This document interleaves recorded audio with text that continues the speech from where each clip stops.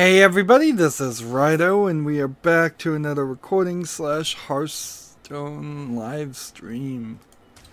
Let's see, we've got a tavern brawl to do, we've got a quest we need to trade out, and let's see, what else do we need to do? Let's play 10 cards that cost 8 or more. Interesting.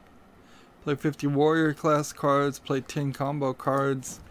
This might prove itself to be a little bit odd, and you know, the audio sounds a little low too. What happened there?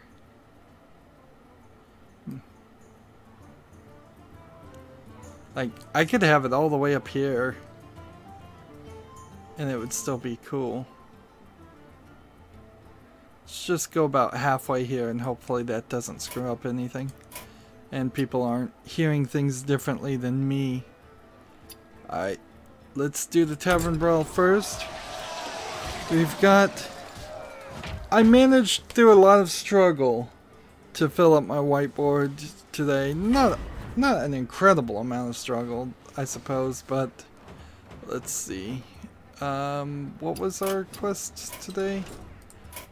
The specific combo cards, warrior cards. Let's play warrior since I have a terrible collection of warrior cards in the first place. The Steam summer sale is going on. For me, I guess I could just talk about that right at the beginning. I went through it last night. I'm gonna go through it for the rest of the time to get more badges and do quests to get sticker patches and actually I'm not sure I'm gonna get any more trading cards. In all honesty, come to think of it, I may very well only be allowed to get more sticker packs instead of trading cards, which means I've already gotten up to level 7 of the infinitely growing levels you can get as far as badges, which you get badges by collecting a full set of trading cards. It's a whole insane system that I spent nearly $20 on just to collect all the trading cards from all the games that give trading cards to get badges to increase my level. Increasing your level in some tiny way increases the chance of you getting booster packs, which you could sell or open for more trading cards. It's this self-feeding system that really doesn't help you that much, but I've made it to level 51. I have somebody that's friended me on Steam that's at 241, and I just don't feel like there's actually a benefit there. I imagine what it comes down to is that if there is any small percentage of people on Steam that are making money through selling trading cards, it's probably heavily Dota people with Dota skins, and the other trading card elements I would bet there's only less than 1,000 people that have actually made profit there, because the system is so incredibly skewed in such a way that it simply just doesn't happen.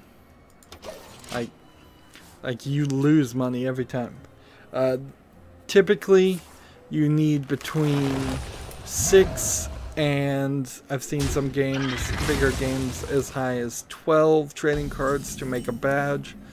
Regular games you can only make 3 levels of badges. If you make a badge and you like the previous version of the badge, there's literally no way to there's no way to bring that character, that previous badge back. But for the most part that's not really an issue, because the badges are typically, there's a bronze version and a silver version and a gold version. There are foil versions of all of the trading cards too, which are way more expensive and way rarer, so you could get up to a level 3 badge on the regular trading cards, so 3 times collect potentially 12 trading cards, each of which sell between, sometimes they're as low as 3 cents, or I've never seen one below that, and sometimes they're as high as, well, as much as you can get.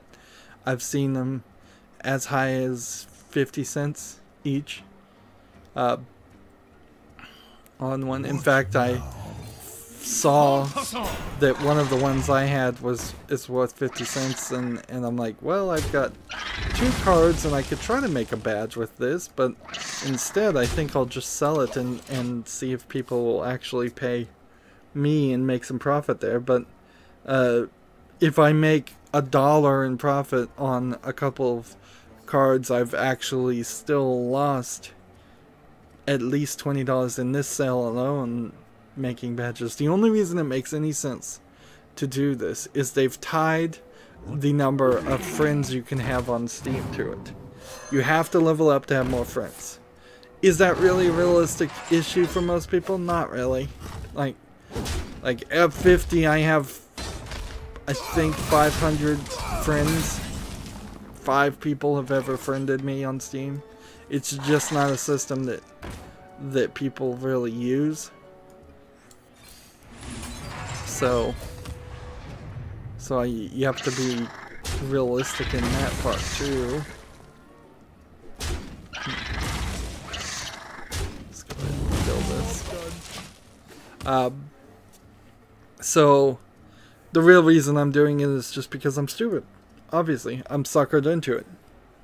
Like, there's no reason for anybody to get into trading cards. The right move to do, clearly, for people is if you get a trading card, is sell it on the market, get a few coins, get enough 50 cents, enough 10 cents till you can buy something for 51 cents, which seems to be the minimum you can get something sold on Steam. So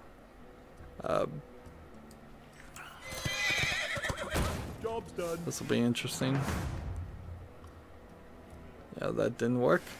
Figured. Yeah. You usually, for free, when you buy a game, you get about 3 trading cards. You sell 3 trading cards for, let's say, 10 cents, you get 30 cents. So for every 3 games that you purchase, that you potentially could buy a really, really cheap, probably not that good quality 99-cent game during the summer sale. Which there certainly are 99-cent games, there are 51-cent games. That is the 2 elements, the 2 sides that I see are worth looking at in this summer sale, as much as let's see, do they have a 5? I'll take poisonous.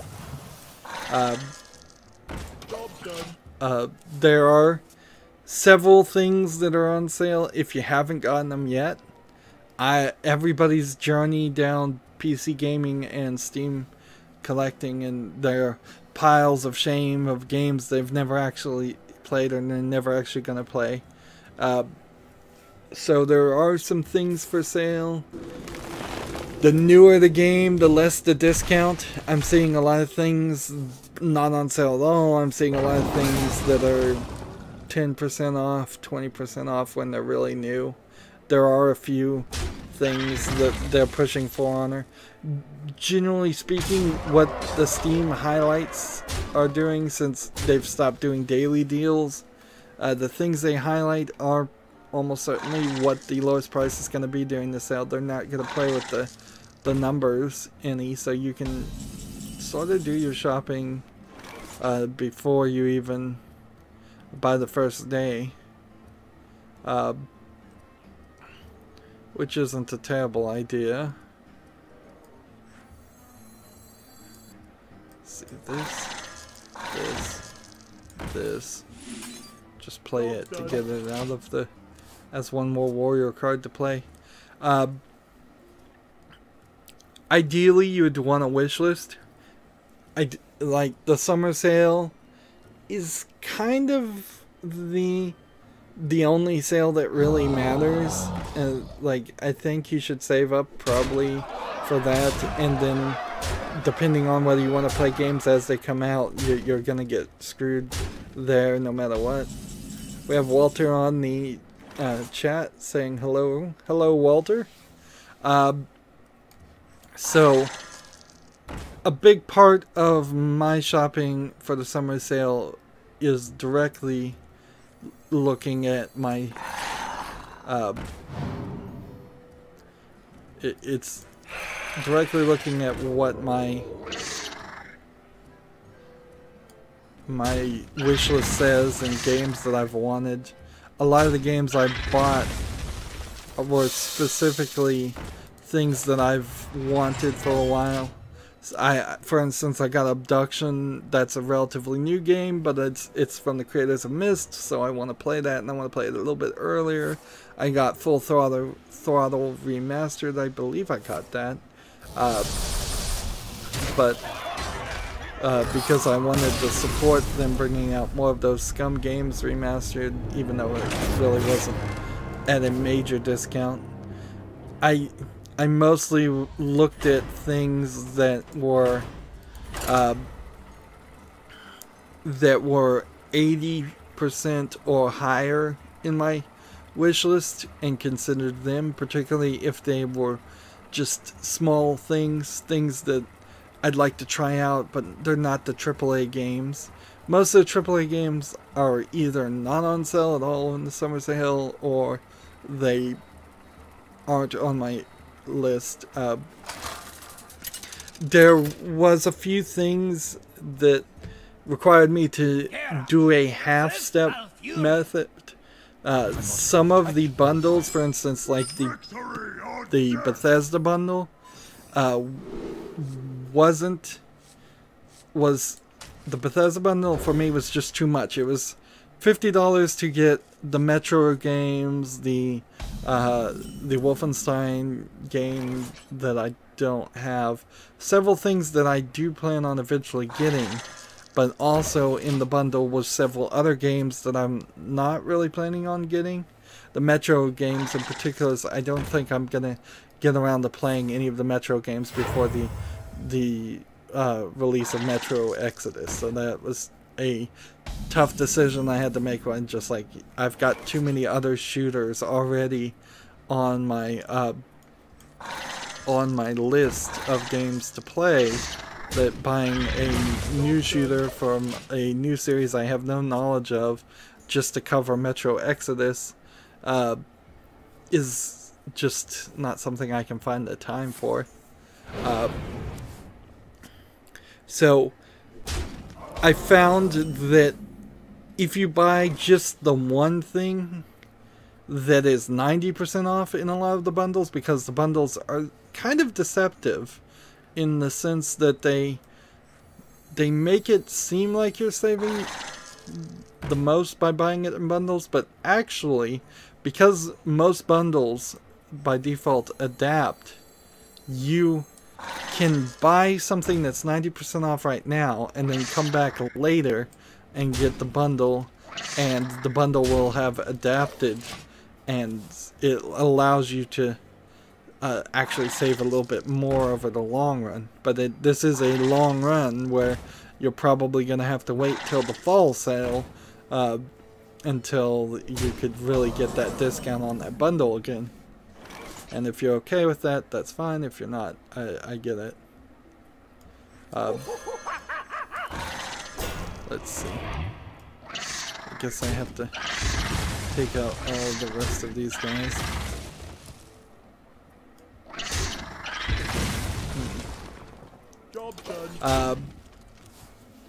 Steam is doing a third thing with sticker books, where you get sticker packs for completing actions, things that they want you to do, checking your preferences, following a Steam curator, seeing your friends' activity.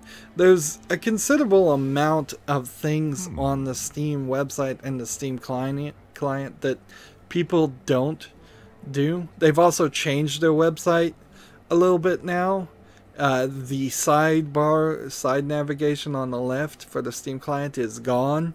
It is now directly about just showing games.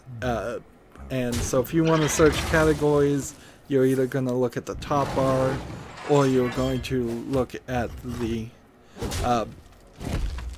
or you're going to go through the top menus to try and find specific categories. I feel like the Discovery update isn't really the reason for this, but it seems to me that the recommendations on Steam have significantly increased ever since since Rockstar and Take-Two started irritating all of their customers. That's what I pinpoint it to. It's possible that I'm wrong about that. It's possible they did just install a new version of the recommendation system. But I really went from getting recommended some very, very general things that I saw everybody else was saying, to now, when I go through a discovery queue to get sticker packs or anything like that, it really seems like they know what they're doing. Let's see. Whenever this minion takes damage, deal 3 damage to your hero. What does this one do? If this minion attacks, also attack.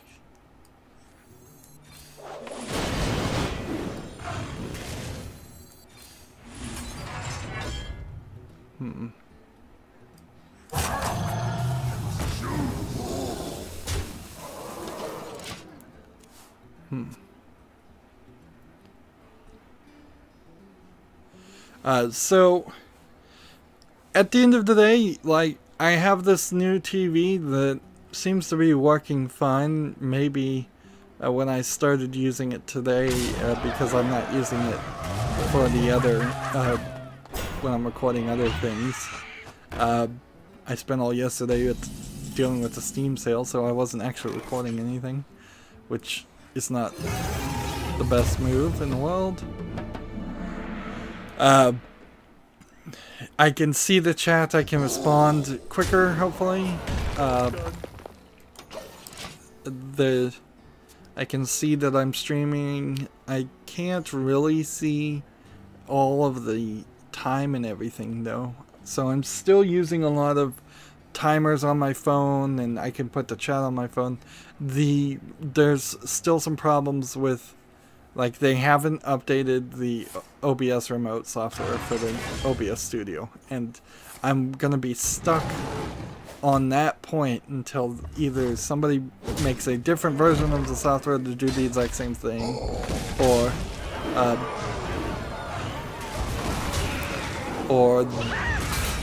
it just gets fixed. And so I'm not incredibly happy with the setup, but the TV is doing what it was designed to do. Plus, it's a nice backup monitor. It replaces a monitor that's dying for my server if worst comes to worst, or if I just bought a different smaller monitor TV. Looking and thinking about potential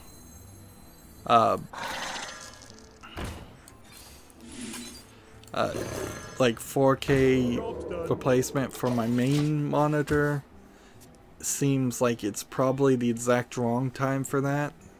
I think a higher refresh rate and HDR technology integration needs to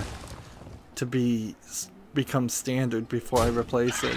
So I'd like to put that off for a couple years if I can. The new monitor I got actually does run at a slightly higher refresh rate of up to 75 Hz, whereas my main monitor goes at barely 60 Hz.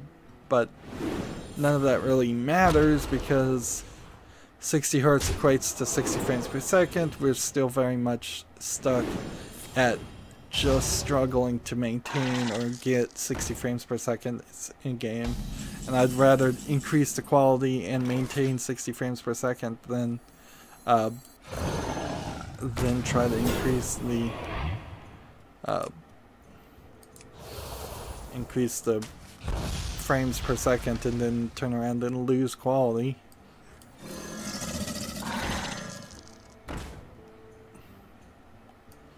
Let's see.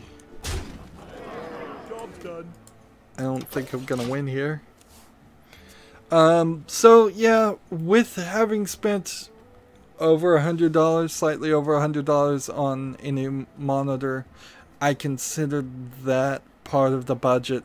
So typically, I try to look at slightly below $300. It seems like less and less each summer sale, which is a lot, certainly. I mean, although compared to the price of the Xbox One X or the PS4 Pro, it's kind of cheap. It's still a lot compared to anything else. Maybe I couldn't buy a entirely top-of-the-line graphics card for $300. I don't think I could get a 1080 Ti quite for that. That is also part of the budget that I'd like to see thing.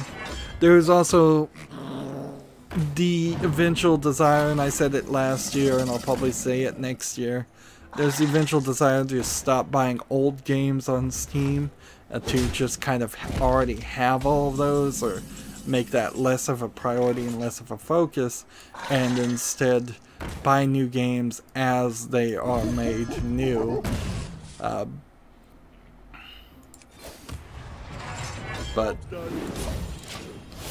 But we're still not quite to that, plus my scheduling issues still don't really allow for that.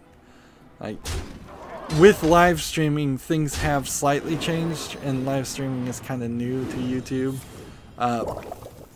So I suppose I could live stream coverage of new games and just not talk to the chat while I'm doing that at all, and just completely ignore it, unlike how I try to engage with the chat here. I'm not sure how many people would really like that, but that's how it would have to go. It also inherently means that if live streams would come up, they would go down, they would come up, they would go down. I'd take a break for an hour or two, then they'd come back up, and so anybody actually trying to watch the stream and see all of it is not going to really be able to catch it, because I'm just at the core of it not a live streamer. I'm not physically capable of sitting for 8 hours in a live stream. I'm not physically capable of talking for that long. I'm not mentally capable of doing those things either, because I'd be exhausted, and I want to take breaks, and I want to try to do better at things. We did have a person that was very eager to friend me and put several comments asking how to friend me, even though the link is, the information's down in the bottom of the description of every single one of my videos. People simply don't see it. They don't click that arrow and look down. So I didn't point that out to him. I just said, here's the information, friend me. And so I wanted to see if he was on. Now that we can do daily quests through friend requests, there's really no reason for me to not try to take as much advantage of that as possible.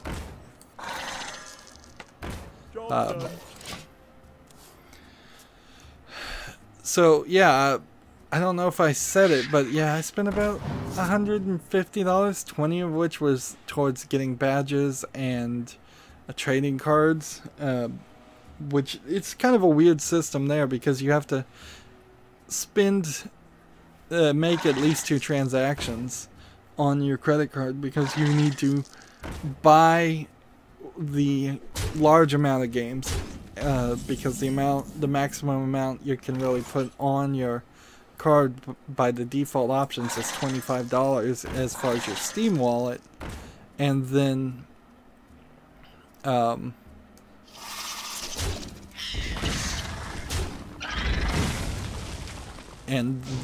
what you do is you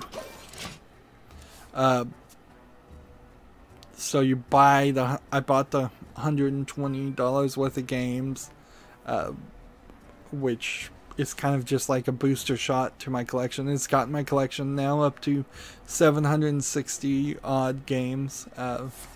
We probably, between the fall sale and the next summer sale, will go over 1,000 games. I've always said I felt like there was about 10,000 games on Steam and maybe 3,000 of them are worth owning. We may find out that that number is even high. Of course, like, one of the aspects I wanted to go down, and I just wanted to dip my toe in it, I guess, was at the end of the day is what I decided to do. I got the very earliest Nancy Drew game that was on Steam. There's a whole bunch of them.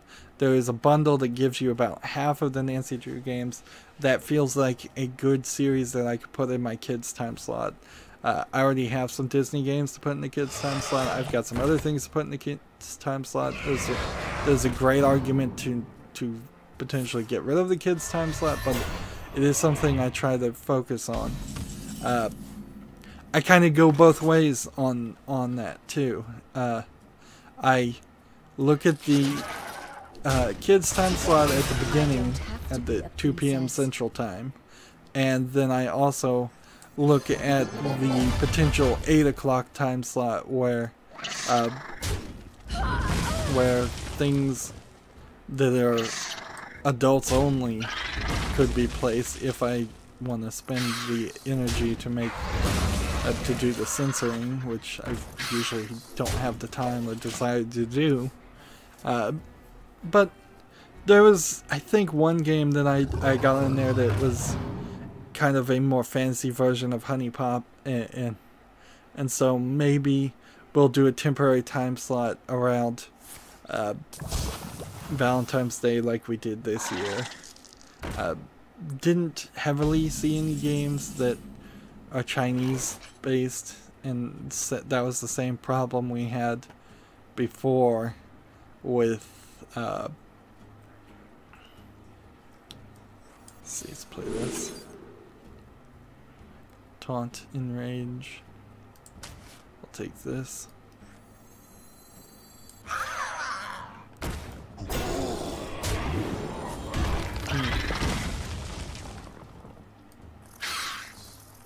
Let's see. Let's go ahead and attack the face here. Job done. So yeah, didn't really make anything. There is a Chinese New Year sale, and then there's May the 4th be with you sales.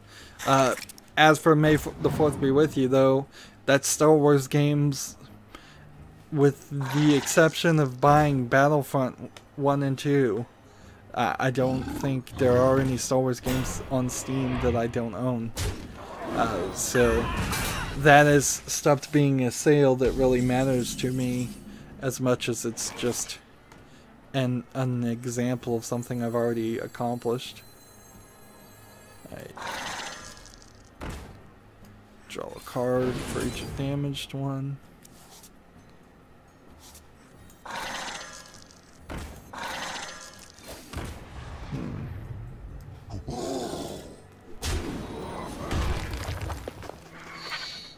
Darn it.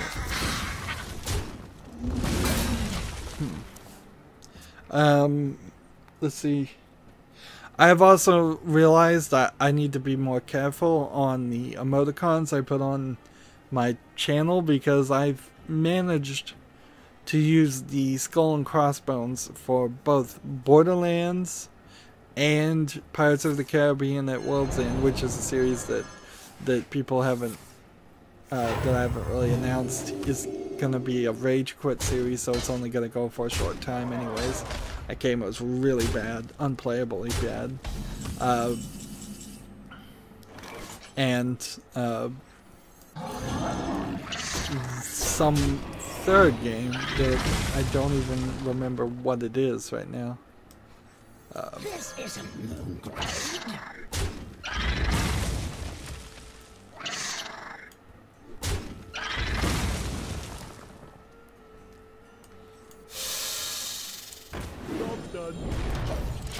There we go. So, yeah, in my releases right now, 3 out of the 5 things that are getting released have the exact same emoticon, which defeats the purpose of it standing out and being an interesting design. See, acid maw, whenever another minion takes damage, destroy it. So we have to kill this first, and then kill this.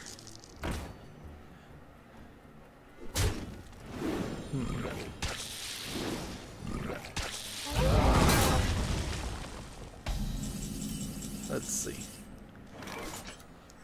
This, that, and that. Let's start going down the news here. We're going with the longer, slightly different lengths of recordings. Sega announces Sega Forever, which is for mobile games. It's classic Sega games that are free with ads. I think it's $2 to get rid of the ads. I heard, I'm not sure, that it's $2 per game to get rid of ads, which is quite a lot. It is also worth pointing out that Sega already has all of these games, or most of these games, on Steam, so it's not likely that they're going to re-release it. Well, it's possible they re-release it, actually, but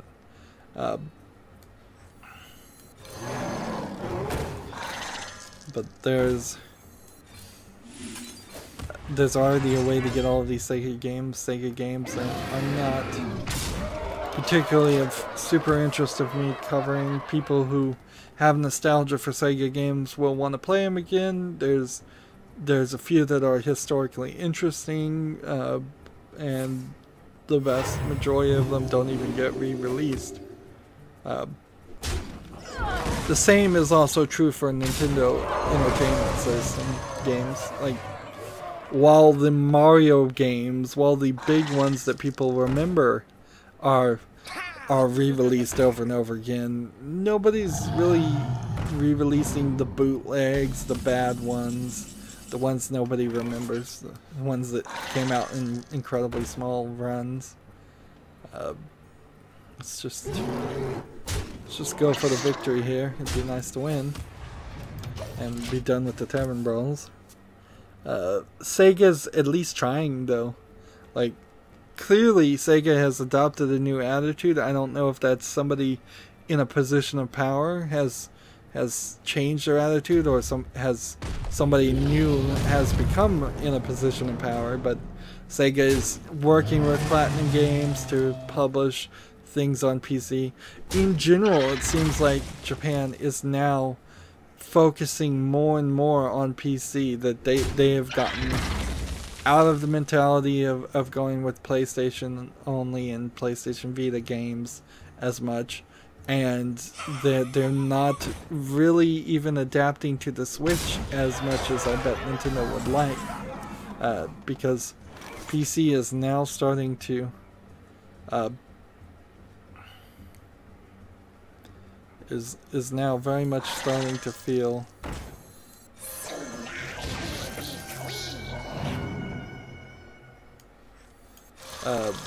like a major contender. City Skylines PS4 edition is coming out on August 15th. Not really anything to say there other than I guess they figured out a way to get it to work on TV, because the PC version certainly didn't work on my TV. I could not read that text at all. One of the things I realized here, though, is I'm sadly not in the conversation as much as I would like to be. I can follow as many games journalists, as many articles and online things. I follow a few Facebook groups on my personal Facebook to see what those people, video game fans, are saying. It's not really a lot. There's just a ton of memes and a ton of like comment bait, like bait, like this if you like Sega, thumbs down this if you like Nintendo. Just trying to specifically just social engineer people into getting those comments shown by Facebook's algorithm even more. Let's see.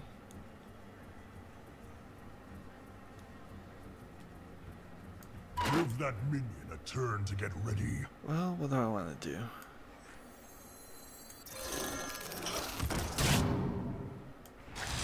I guess I have to kill this.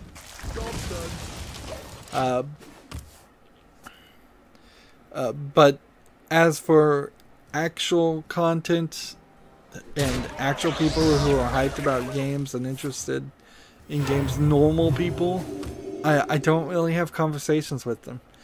Since this is my job, since I'm making this my job, I don't go to a water cooler, and have those water cooler conversations. Since I don't go to a school, like a college, I'm not in with that crowd either. And frankly, there's not really that many groups and meetups groups that exist for video game fans as much as several, like, say, Lego fan groups or anime fan groups. Those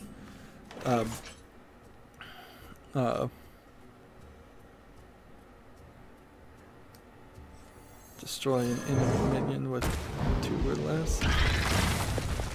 Right. Deal 2 damage if it survives. Draw a card. Play this.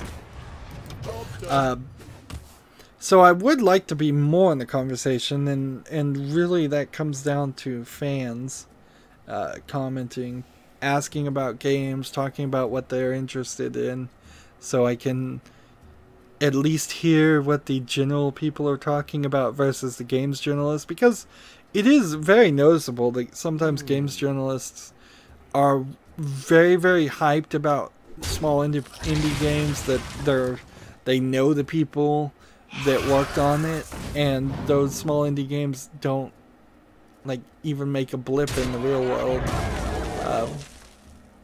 So it's kind of it's nice. It's a breath of fresh air to cover small unknown gems, but in the end, if everybody's just playing Call of Duty, then I would like to get a little bit more of that message. And certainly I know a lot of people are just playing Call of Duty. A weird thing happened. Also, I was announced through the YouTube Studio app that I, for the first time, got 100 likes.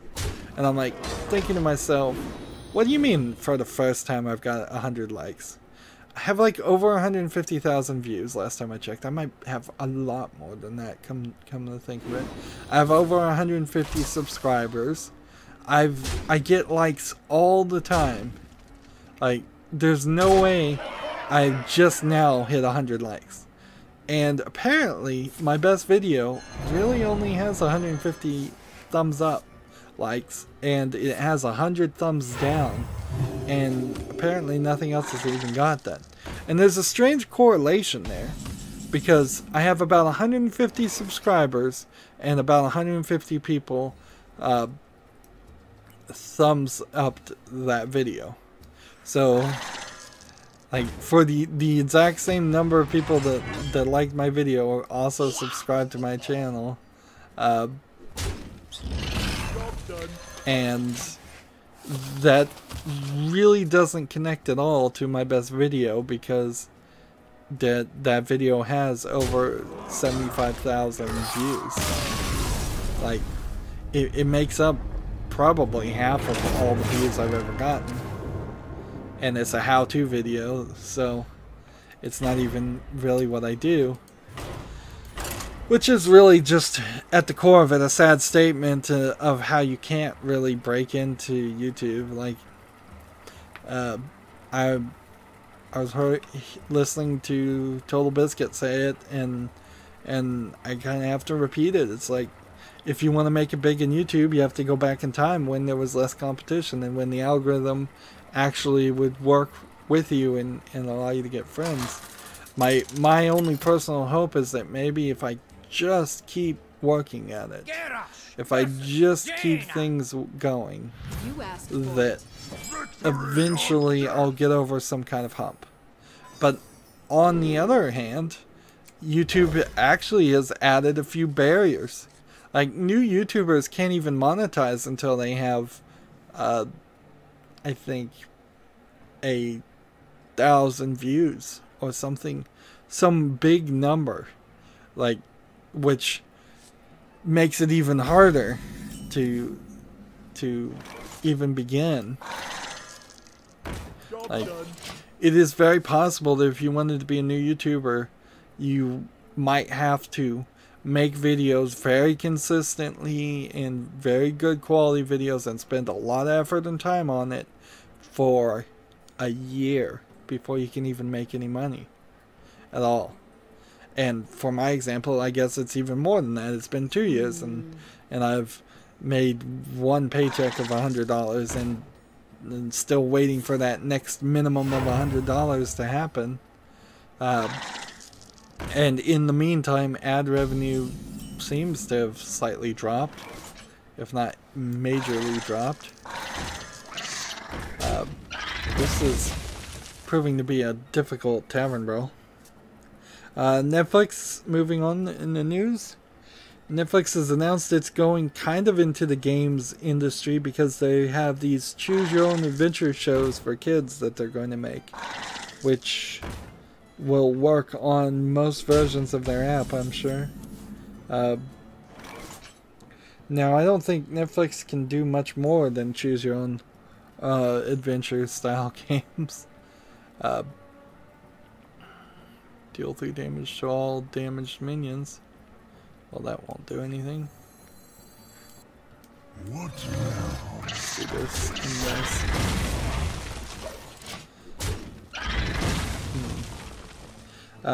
The director of the God of War game has said that they were very opposed to having camera cuts. So I don't know what that really means. Like, in theory, I guess that means that there will be no point in which the God of War in that game goes to the bathroom. Although, knowing that game, he may very well just go to the bathroom and the camera doesn't cut away. There may be pans, or it may just be third person over the shoulder. It really reeks of pretentiousness, honestly. Just to be completely honest here. There are movies that come out from time to time that say this is all done to look like a one-shot, or this was all done in one shot, there's no camera cuts. It's basically the directors that do that don't know how to direct and don't know how to use camera cuts, because when done properly they are expected, they are normal, and there's nothing wrong with them.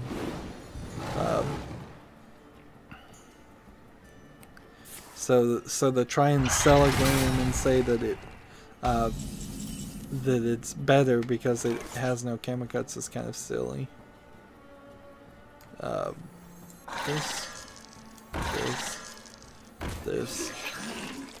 and this. Attack here. Job's done. Let's see. Did I turn down the audio? Yeah, it still should be down on my phone. Hitman, now that it's part of IO Interactive, I guess they're moving as fast as they should. They have now ported it to Macintoshes. The prologue mission is now free. Some people, well, the Beastcast specifically, got that wrong, and they were thinking that it was Paris that was the new mission that was free, and I'm like, nope, you're totally wrong there. That's not what they're giving away. They're giving the prologue mission, which is a mission on a boat that's a training facility, so it's a fake boat with fake people. There might be a real world mission after that that's also in the prologue, where it's a real boat with real people, but it's not an entire city. And then they removed De Novo, which I'm not sure if that really has as much to do with them being independent now, or if it just has to do with De Novo. It's too expensive and it gets cracked, and it may have been cracked already for Hitman, although I didn't hear that.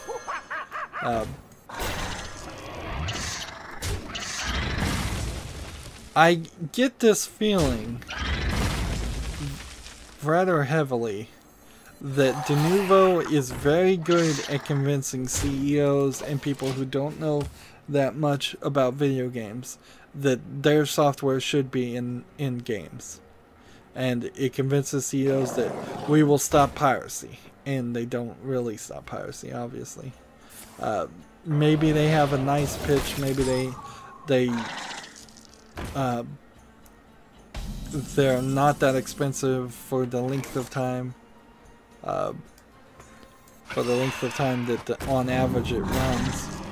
Maybe they just have a better deal that they can set up.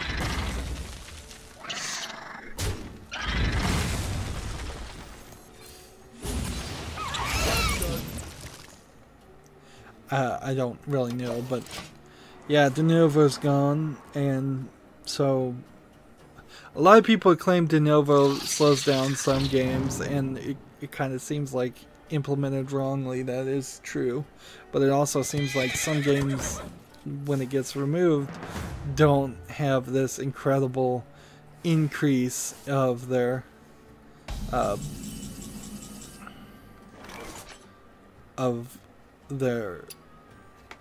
thing. I just realized it seems like my Hearthstone deck tracker overlay is not working. I was hoping with the moving over to this system, OBS Studio versus the old OBS, that I wouldn't have to deal with that every single time, but seems like it's still the case.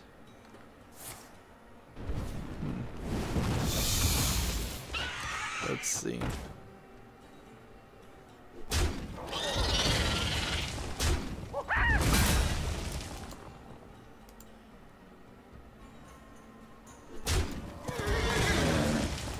So let's see this.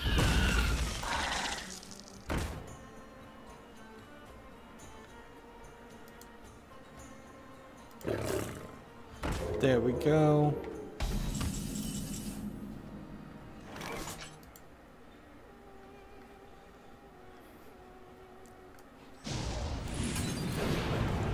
So that fixed that. Do that. Alright. 1, 2, 3.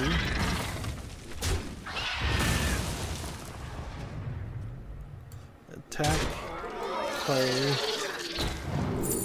and we'll take this and then return.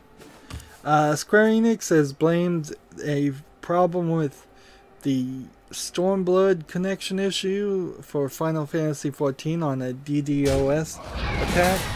Like, I'm not sure how much you can really blame your connection issues on a DDoS attack. On one hand, yes, they're kind of impossible to fight. On the other hand, it kind of is your job to fight them. So it goes back and forth there. Let's see.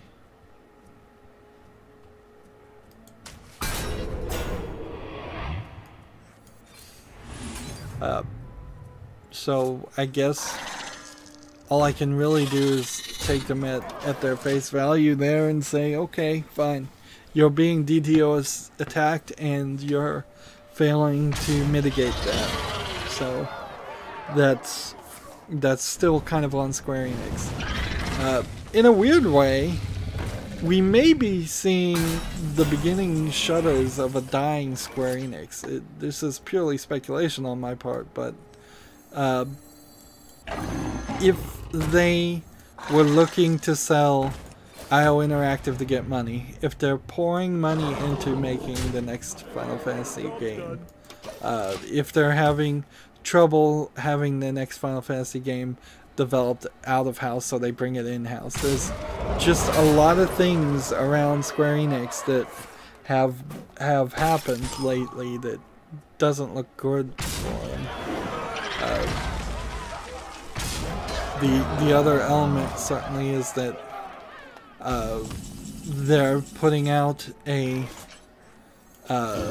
Kingdom Hearts 3, and so that might be yet another necessary attempt to make money.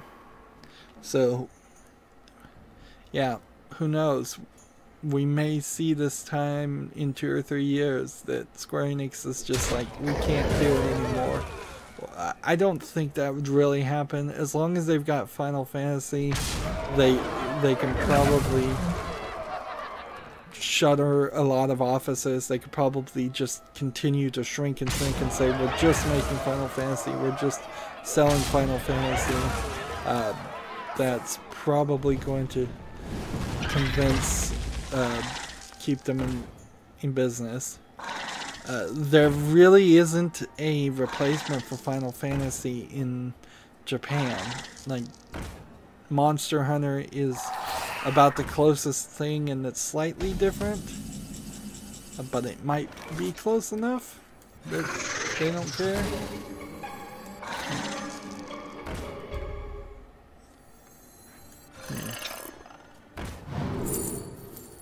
Let's see. Deal 4 damage. If you have at least 12 health, deal 6 instead. Job's done. Here we go. This will be our last game for this recording. The developer of A Way Out and A Brothers, A Tale of Two Sons has come out and said the PS4 is like a 5-year-old PC.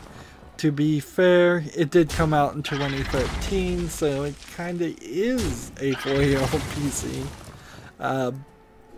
And let's be honest, while the PS4 was sort of powerful, it's not the most. It wasn't a top-of-the-line $3,000 PC of the time in 2013. It was economical, and all consoles are like that. Clearly, the Way Out developer is trying to make that seem like it's more than it actually is, because he's very partnered with the Xbox and Microsoft. The Xbox One original 2 is kind of like a 5-year-old PC, and even the PS4 Pro and the Xbox One X still probably don't approach the level of power you get if you bought a realistic gaming PC for $1,000. Because if you were to buy a gaming PC right now for $1,000, it would cost $1,000, whereas PS4 Pro and the Xbox One X are costing around $500, $400. So you can see that they're not getting a 50% discount on components. That's just not going to happen. I didn't talk about the updates to Hearthstone, but there's some interesting updates to Hearthstone too. Well, we got the Tavern Brawl done. We didn't particularly make the most amount of progress otherwise. We have one that we're gonna have to build a deck for, I think. I can do combo cards with the deck I already have. I can do warrior class cards with the weapons deck, but I don't think I have any deck in my collection that has cards that cost 8 or more. That idea hasn't even been something that I've ever even thought about. So we'll just have to build something. Anyways, if you're watching live, stay tuned. Otherwise, if you're watching recorded, that as always, I ask you to like, share, subscribe, comment, and watch every second of my videos. If you want to friend or follow me on basically any social media sites, there's a whole bunch of links down below. Thank you for watching. Have a good evening.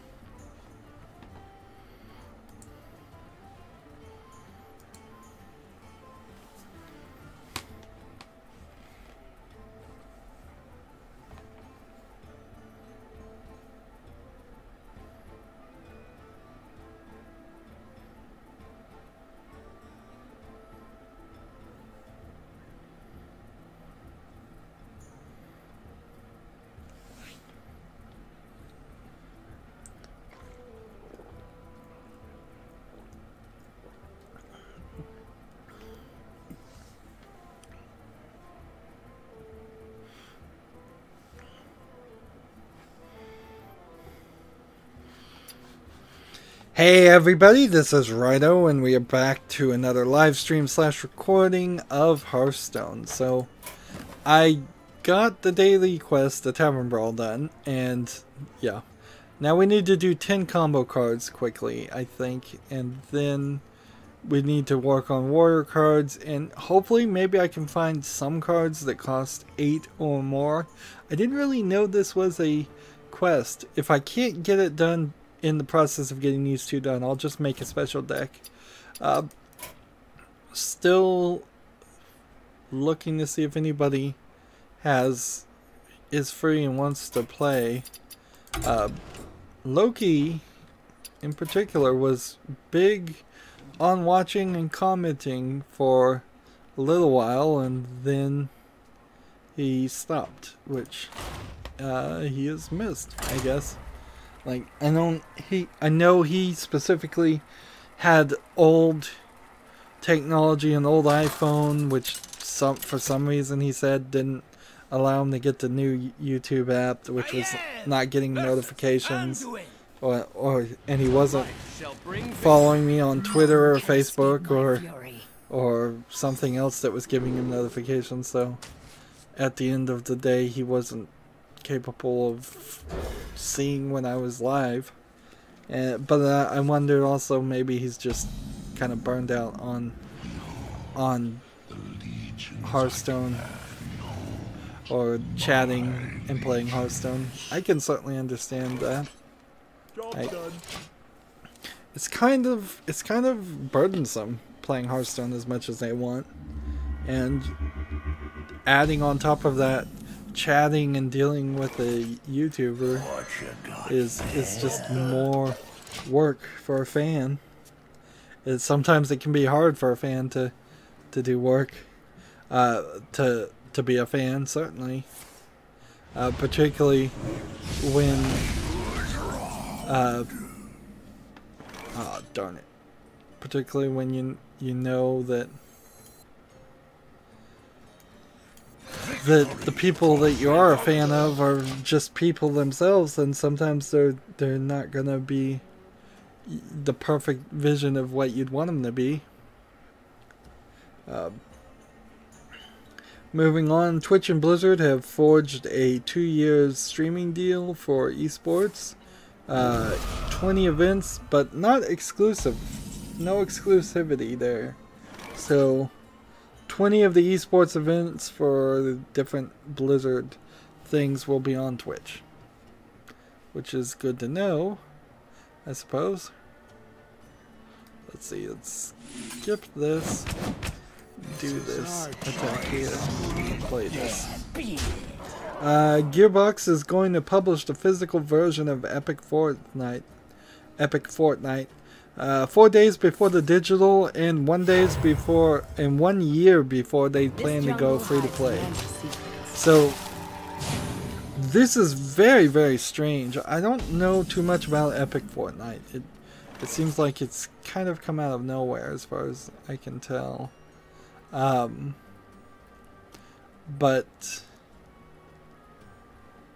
let's see, if I do this, like, I can't combo anything here, and I'd really like to. So if I did this, and then this, and then this, that's about the best I could do.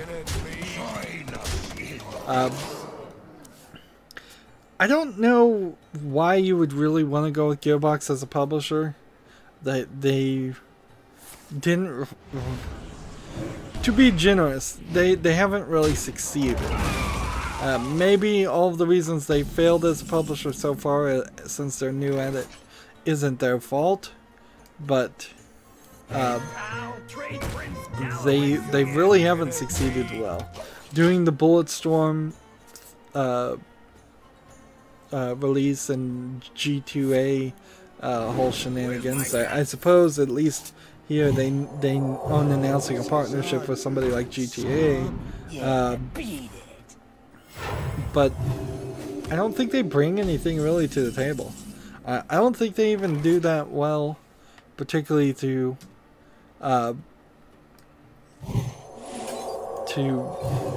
push and publish their own games. So like, I don't see why you'd want to use them as a publisher, other than maybe they're really cheap. Maybe that's the deal. Epic Fortnite in particular looks like a game that's not gonna inherently sell a lot of money, a lot of copies. It might be the next Team Fortress 2, but a lot of games have tried that and a lot of games have failed. It might be the next Left 4 Dead. A lot of games have tried that and a lot of games have failed. It kind of looks like those two games, so I wouldn't try to classify it anything else. And I could be totally wrong about what I think it is. And the release idea here, which probably isn't Gearbox, is very odd.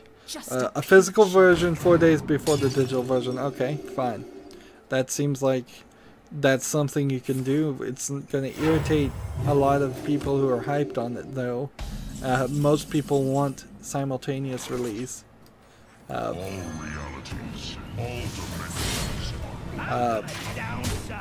at least I'll say you're trying something at that rate. Justice is mine.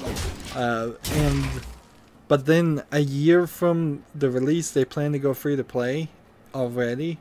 So they kind of know the game isn't worth buying, and they're telling people it's not worth buying at the very beginning. This is very much what happened to Battleborn. Anyways, Battleborn started off as a you have to buy it game, and eventually they gave up and just said, okay, it's free to play. Too little too late, frankly. And that's what this feels like too, is that it's gonna be way too little, way too late. If Epic Fortnite is an amazing game, you're going to irritate everybody who paid the full price for it a year later when it goes to free play. If it's a moderately okay free to play game, it's gonna be too little too late when it comes out a year later, because you've effectively are asking people to play something that's a year old, and ideally something would have improved by then. The supreme archaeologist. Let's see. I'm not gonna attack here. I'm gonna save this so I can play it next turn.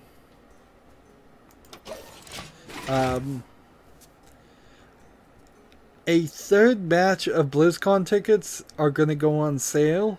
Very quickly they're going to sell out, so be aware of that if you want to go to BlizzCon. That's July 5th at 7 p.m. Pacific time at universe.com. The tickets themselves cost $199 plus tax. There is also a $40 virtual tickets that will go on sale at some point, and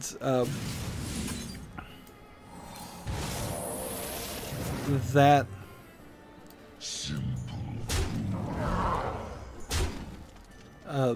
card. Justice is mine. The virtual ticket seems to allow you to see the streams. I guess this explains why I've never seen anybody talk over or discuss BlizzCon streams. If I can get the streams in some way that's just not going to get copyright claimed by Blizzard, if they actually do put it on YouTube or Twitch as something like that, I'll maybe consider covering it. I think we're good enough here to win. I'm gonna downsize.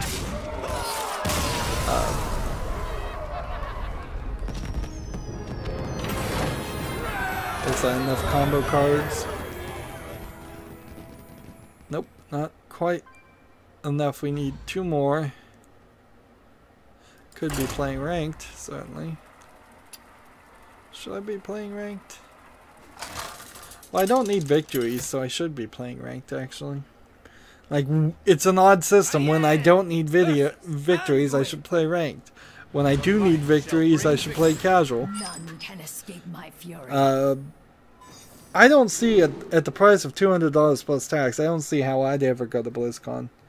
Even if I became super well known as a Hearthstone streamer, that would be one of those lines I'd be willing to cross to say, look, if you want me there, Blizzard, you're going to have to send me a free ticket. And probably a free plane ride.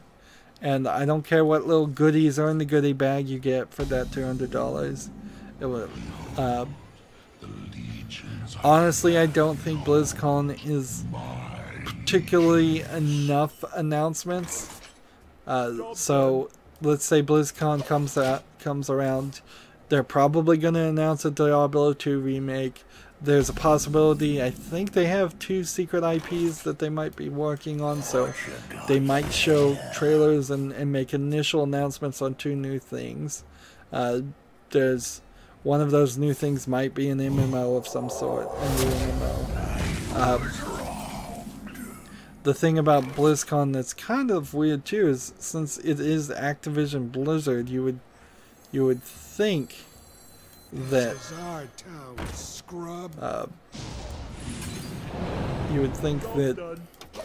there would be some Activision announcements during that too, and that's really not the case. I'm not sure exactly what Activision has to announce though, so like I don't know what games they have to announce. Let's do this. I've played enough combo cards probably now to win. Team Fortress 2 is getting some changes again. The changes come often enough though on Team Fortress and Valve games that it doesn't really matter to me since I don't play that game. Here's a slightly odd thing. Is someone injured? A organizer from Portland has created a new foundation called the Liberty Foundation that's going to allow indie game artists to seek funding for a while. No really, I guess, how do you put this?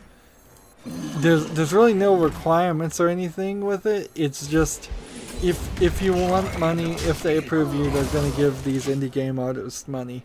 It's a very Portland thing to do. We're just going to try and support it. And as far as I could tell, there seems to be no real funding model discussed so far, so it seems almost like it's just an idea right now. It's in the idea stages. It's less thought out than something like what would be a good example? Patreon, where individuals give money to support people. It's odd, but if it became a new thing and if it actually worked, it'd be interesting too. Like, if somebody told me there was a foundation out there for YouTubers where they could get money to just pay their bills and feed themselves while they become YouTubers, I would apply instantly. I'd be like, yep, I could certainly make use of that. But I would also be incredibly cautious with that money too, because I would imagine that that's going to dry up as a source of income really, really fast. Let's see. This. We are the sword in the shadows. Let's go ahead and kill this guy.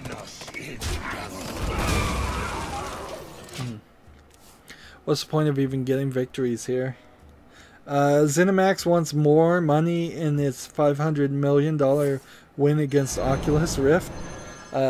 Lawyer stuff, really? I mean, that's what the lawyers are supposed to do. They're going to argue that they should get more. Always. There was a small Tekken 7 update that it seemed like the most important thing on it was that you could now look at the leaderboards below 97th place, which seems like a real small improvement. Justice is mine. Let's see. Warner Brothers Interactive, oddly, I did not see this coming, has opened a new studio in New York. So I don't know if it's New York City, Manhattan, or if it's just New York State. It seems like it would be more realistic to have either a really tiny office in Manhattan and most of your workforce in New York State, upstate, or just have your entire office upstate and then maybe come into the city for meetings and conferences when you want somebody to come in and see your game. So, like, it's really easy to get a flight from LA to Manhattan or New York's around Manhattan, and then probably it's a slight hassle to get them on a bus or a rented car to leave Manhattan, because like the taxis certainly don't want to take you outside of Manhattan, even though they're supposed to, from what I hear, they're supposed to legally be required to.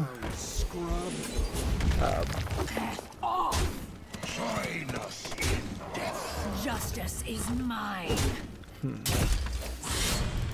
So, but the bigger part about that, forgetting all that, I don't know why I was talking about that at all, honestly, is Warner Brothers Interactive, the makers of the Batman Arkham games. That was one of the things in the Steam Summer Sale that was on sale, and I was thinking to myself, is like, how is this gonna fit into my schedule? Like, at what point could I go back and play Batman Arkham Asylum, the good one, and then maybe play Batman Arkham City, and then maybe play Batman Arkham Knight. I think there might be another one in the system somewhere there too that I'm forgetting.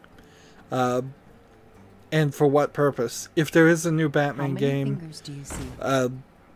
is it going to be in that series, or is it going to be a full reboot? I think they should just do a full reboot. Like, they ruined that series, and they have already gotten 4 games in that series anyways. Take it a different direction, do a new Batman, do a new thing.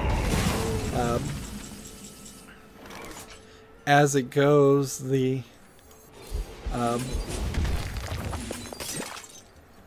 justice is mine. I don't think there's going to be another Batman movie for a while. There's going to be a Justice League movie, and that's kind of it. Let's now do this weapons one, and let's move over to ranked. If we can get some ranked victories, that would be helpful. So, oddly, I think this is probably the wrong move, because Gamescom is going to be opened by Angela Merkel, who, for all intents and purposes, as far as we can tell, has never had any interest in video games before, but she's certainly interested in making Germany a profitable country, so she's interested in increasing the economy. If you don't know, Angela Merkel is the German chancellor and arguably the de facto leader of the European Union. And so she's liked by some and disliked by others, I'm sure, like all politicians. And so it puts you in this odd position where that was a waste. Where some people may want to show up to protest her. Some people may want to may show up to support her, and some people may not want to go to Gamescom now for all that. Security might be tighter because she's there, which might be a good thing, might be a bad thing. They were complaining that for E3 the security wasn't tight enough. There was an article, I don't know if it's really that informative, but PC Gamer interviewed 8 people who went to E3 as just the public and asked them whether it was worth it or not. And I didn't bother to read the article because 8 people's opinions for a convention that had probably hundreds of people there can be so easily handpicked that it doesn't even really matter. But that was a side note.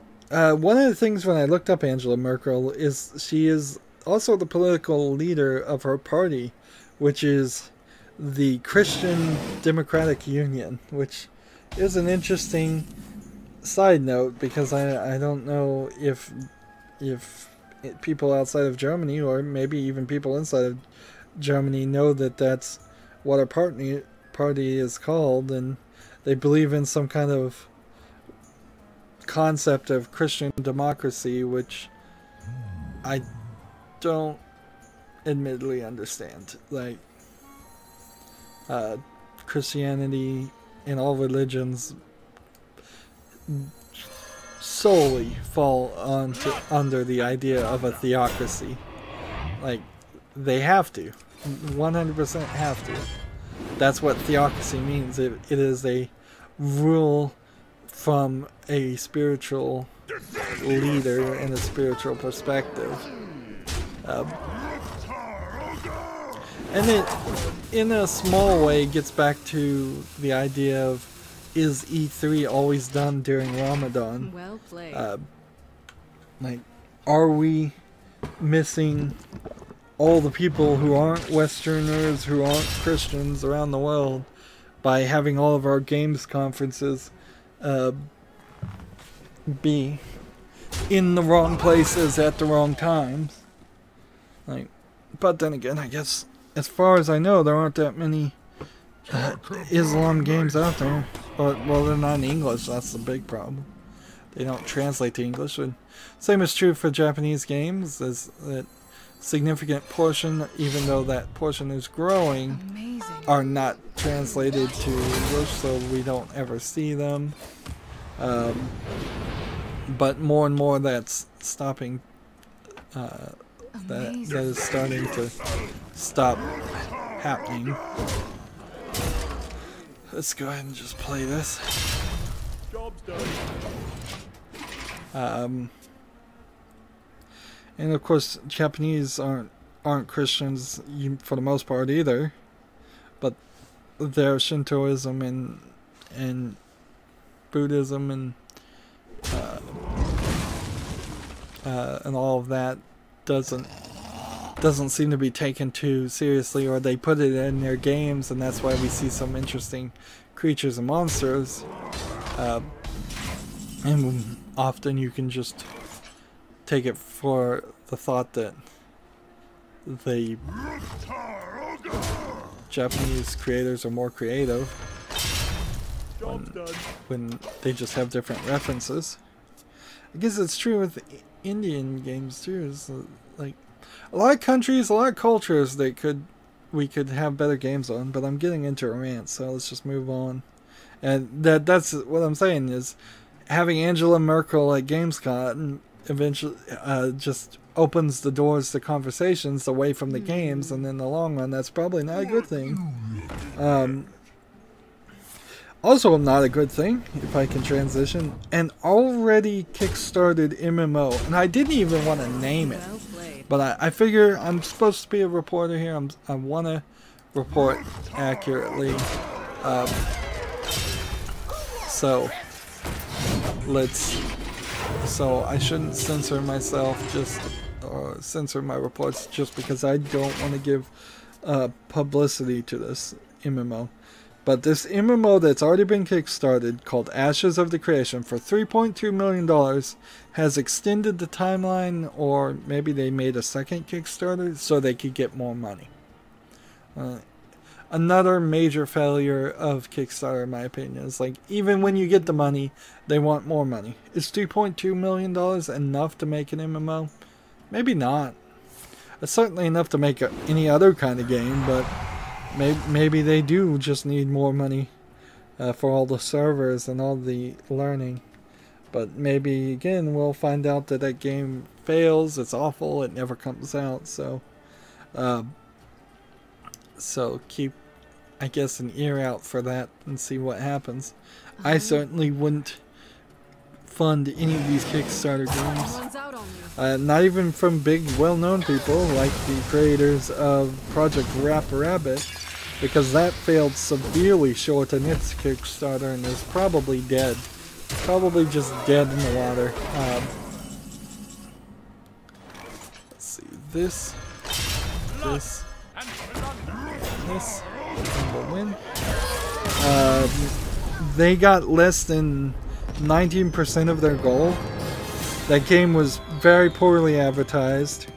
It's going to be very hard for them to go to a regular funder and say, look, we know nobody was interested in self-funding this game, but it's because we are bad advertisers of our own game, and we need you to actually help with that, like a publisher. Maybe you could convince a publisher to do that, but like, if something goes to Kickstarter, I almost wonder, did they try to get it funded the normal way through publishers, fail, go to Kickstarter, and if they fail at Kickstarter, are they then going back to publishers? So yeah, I don't think Project Rabbit, the spiritual successor to what was the name of that game? Parappa the Rapper. That's it. Yeah. I don't think it's going anywhere. It was a little too weird of a game and set in feudal Japan, so it had less chance of succeeding. Something that has slightly more chance of succeeding, in my opinion, now is Skull and Bones, because they came out and said it had a narrative campaign on top of its co-op MMO stuff. That I don't know if Skull and Bones was the one that was specifically an MMO, actually. Do I want a 1-3 weapon? Nah.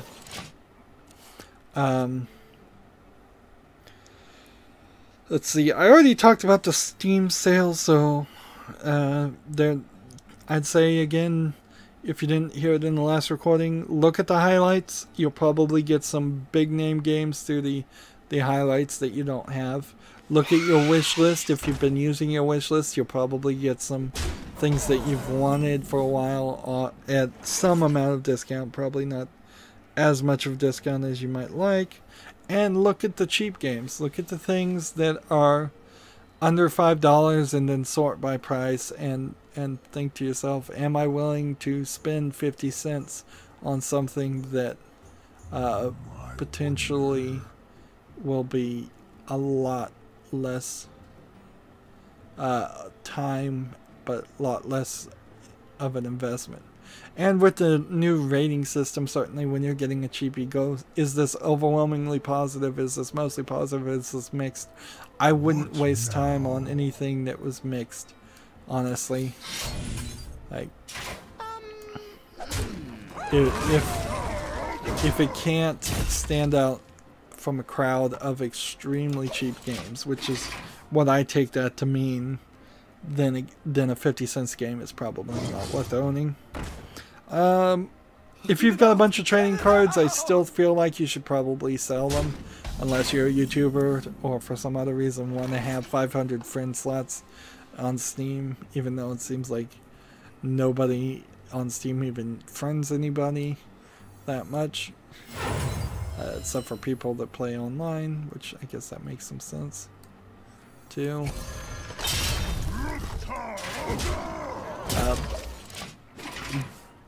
And then look at the stickers. You might as well play the sticker system.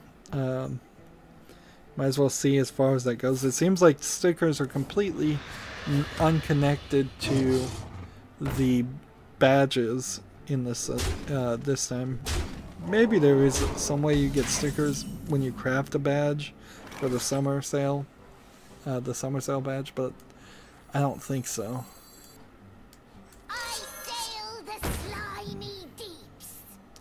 Let's see. What do I want to do?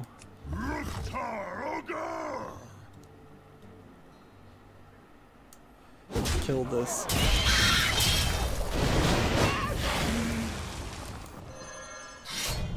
Job's done. You can now save Overwatch highlights. It's a little bit more complicated to save them onto like a USB drive if you're playing on consoles, but I think on PC it's kind of easy. I would look into the process if you're really interested in doing that, because it seems like things are saved for 24 hours automatically, and then you're going to have to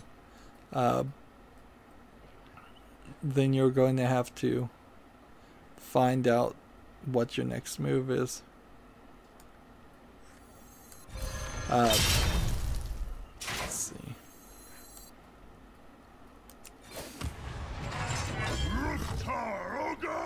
Let's kill this.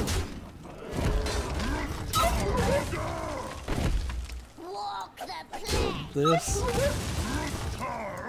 Kill this. This. And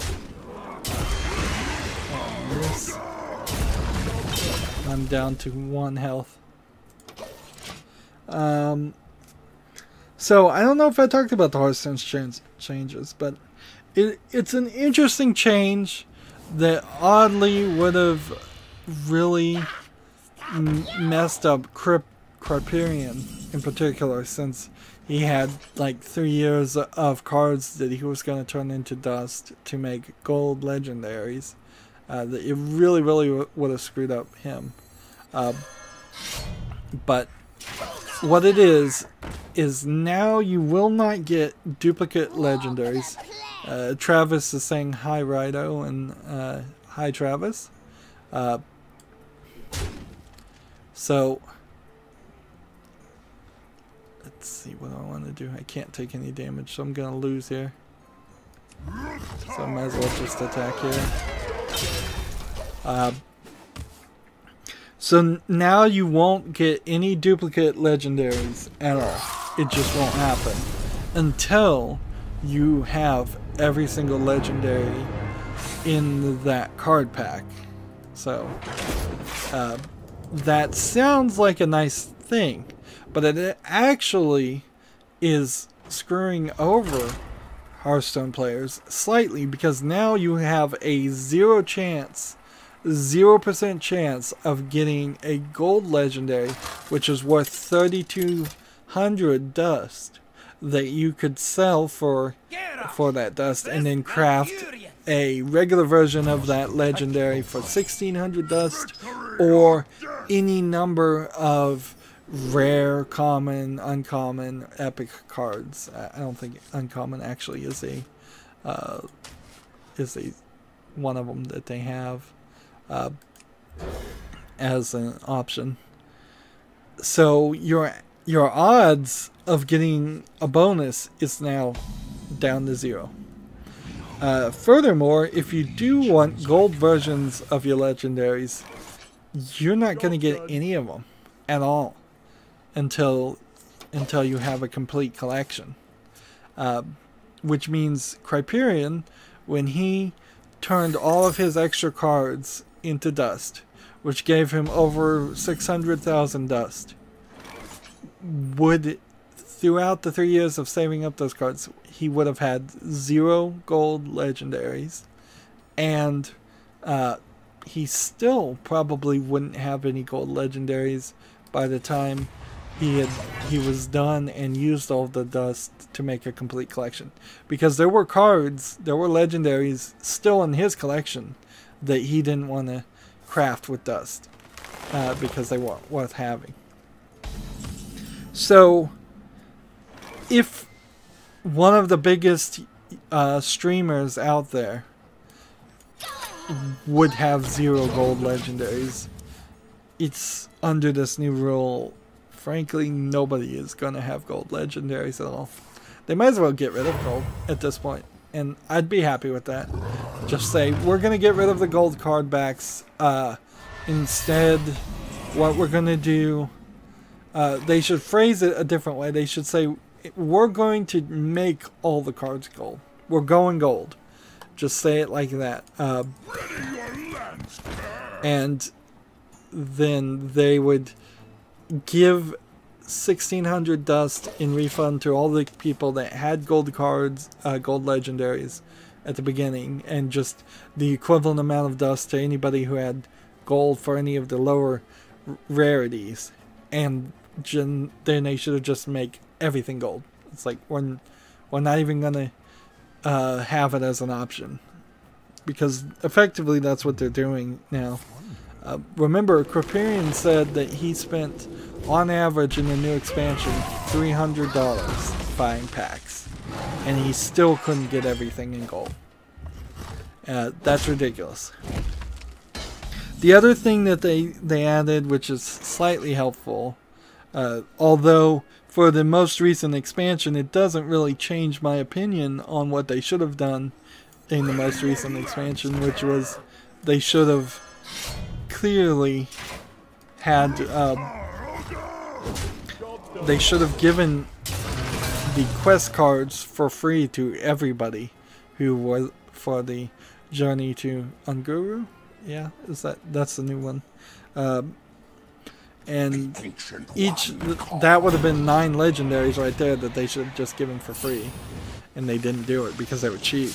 But they are making it slightly better for the next expansion going forward.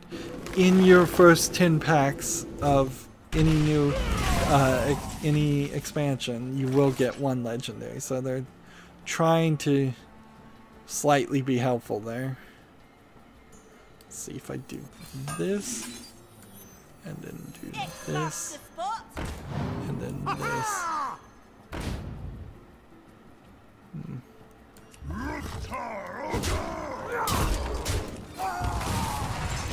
And the turn.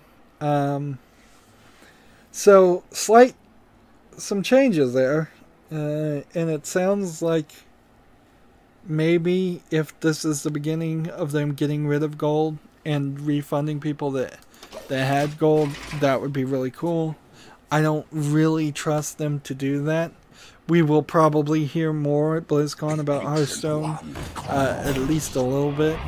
We'll probably hear about Heroes of the Storm and Diablo 2 and Overwatch. A lot about Overwatch, almost certainly. let's see. Blood and plunder. We got an attack here. And then take this and attack here. Job's done. And in the turn. Star Trek Bridge Commander or Bridge Crew, whatever it's called, has added voice commands to control the AI. Your mileage will vary there. It probably is going to be a little wonky. Windows 10 is adding a GPU monitor to the task manager, which will certainly help people see what's going wrong if they have mismatched builds. For example, if they have a really good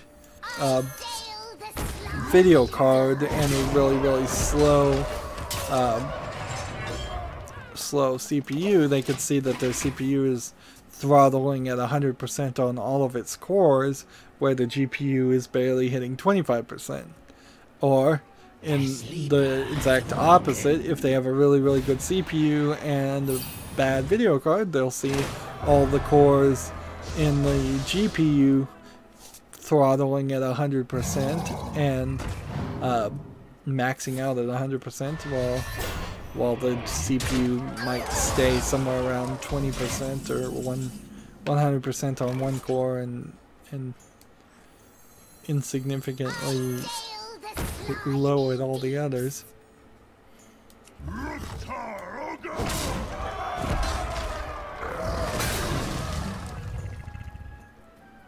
Ah, I forgot I can attack with these guys. Well, let's go and play this because that's what we're here to do. GTA Machinima may be dead. I guess that's probably a good thing. It's been going on for a long time. It's another thing that as a YouTuber I'm kind of competing against, so if people can't easily make low effort movies using mods in GTA, that's good. There's always Skyrim mods and Skyrim Machinima. I don't think there's really been a great interest of it. GTA forums came out in support of Open4 and saying modding. And Rockstar offered some platitudes on that part, but frankly they didn't really say anything different. They're just like, we're the good guys, really. Please don't hate us. Please quit reviewing all of our games negatively. It seems like they're more than willing to weather this storm to just get rid of mods, because it seems that their main source of income, Take-Two and Rockstar right now, is through GTA Online and selling microtransactions, and anything that competes against that they can shut down, they're willing to intentionally do. THQ Nordic, in another small surprise, after a few months ago announcing what is it? I forgot the name of the game. Interesting. I really like that game too, and I've totally forgotten it.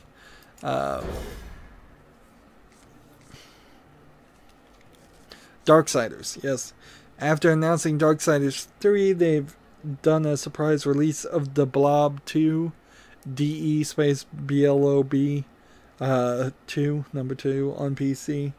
The Blob, I think, was a Wii game originally, or yeah, I don't even think it was a Wii U game.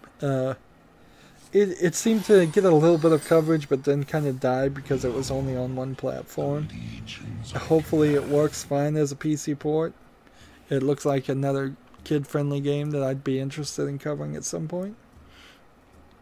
I have no idea who this company is, just to be honest, but Paradox Interactive apparently tried to raise the prices on a lot of the games it published, and people were not happy with it, to the point where the CEO said, I made a mistake and we're going to give refunds and we're going to undo the price increases. I don't know if that's going to be automatic refunds or if it's you have to request a refund. Sadly, this is kind of bad for the video game industry because it literally pushes people to make more episodic content, chop up games, and never lower their prices and sell more DLC. Because the option of raising your prices to say, you know what, this game is good and people are liking it, so I think we should raise the prices now because of that. It's just not an option on the table. So all the other options have to be on the table and have to be used more. More DLC, more episodic content, more pre-order, more lack of sales and discounts. Like, all of those negative things have to be there or be on the table, because the one thing they would like to do to avoid that is not. Now, arguably in this case, I don't think any of their games added a massive update in content, and thus they were worthy of an increase in price. That is probably the only scenario where I would agree that you could raise the prices if you said, look, this game had 100 hours of content in it to begin with. We're going to put out a big patch and add another 100 hours of content. We're going to add $20 to the price. That is not DLC, because the people who already own the game would get the patch for free. But it is enough of something that seems like DLC, that or it seems like price increase. You know, this is kind of a weird argument for people to be upset about, honestly, because it's only new people.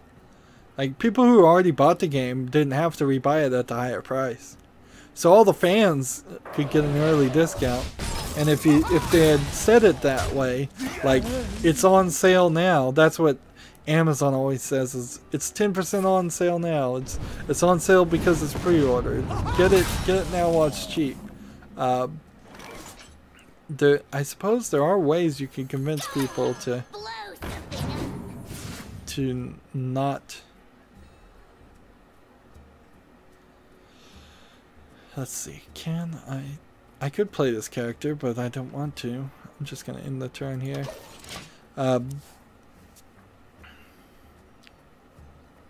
Yeah, so I think people probably got mad there, and if you think things through, the only people that they were really screwing over were people that hadn't bought the games already, the people that weren't fans, and that really would have just worked itself out in the long run, because if new people weren't interested in buying the new games at that price, then so be it. They just wouldn't buy the game.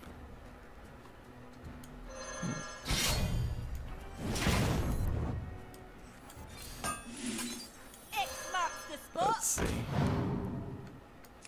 Just go ahead and kill this one. End the turn. Pokemon Go raids are now. So now, when you go try to take over a gym, it's slightly different. I don't fully understand it, but it's available to level 31 players. It was originally level 35 players, but they lowered the amount there. And see, I'm almost out of news here, so if we can just go forward here, then the only thing really left to do will be try to play more of these cards.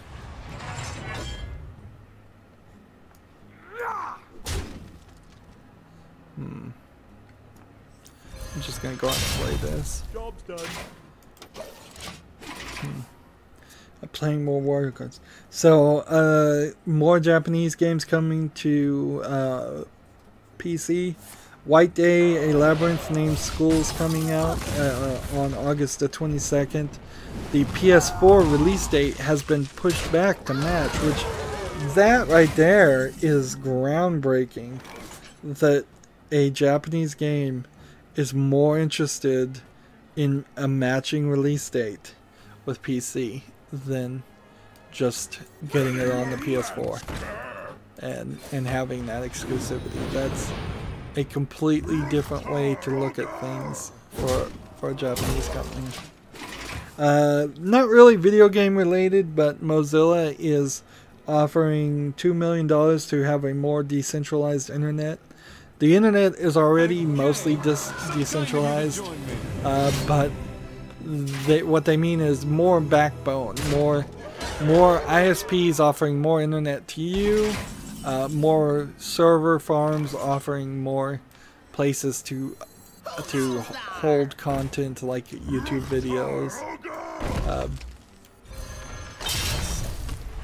Let's see. I'm gonna just go ahead and take this and see. Ice block. Darn you, ice block. There we go.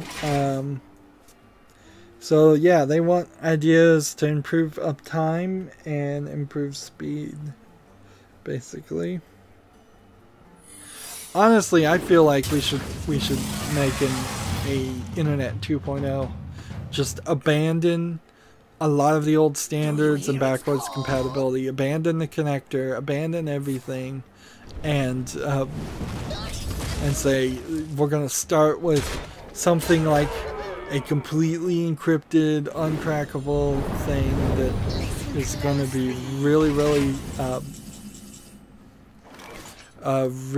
secure. It's going to feel completely different from settings and setup. It's going to be more standardized on how you would set up a router and such. But that would require everybody to get rid of all of your network cards, all of your computers, all of your printers, all of your routers, all of your switches, all of your cords. Just at that point, you're doing too much. Let's see, we only need to play a few more cards. Final Fantasy 15 has announced a tease for Gamescom 2017. As far as Gamescom and announcements, there's only been like 2 or 3 announcements I've even heard about that are happening there, so I hope more is said. Valve gives some more details about their Steam VR Knuckles controller, so they have this new controller that they put out a manual for, so more people can get more details on it, which is barely news. Barely news. There, maybe not news at all.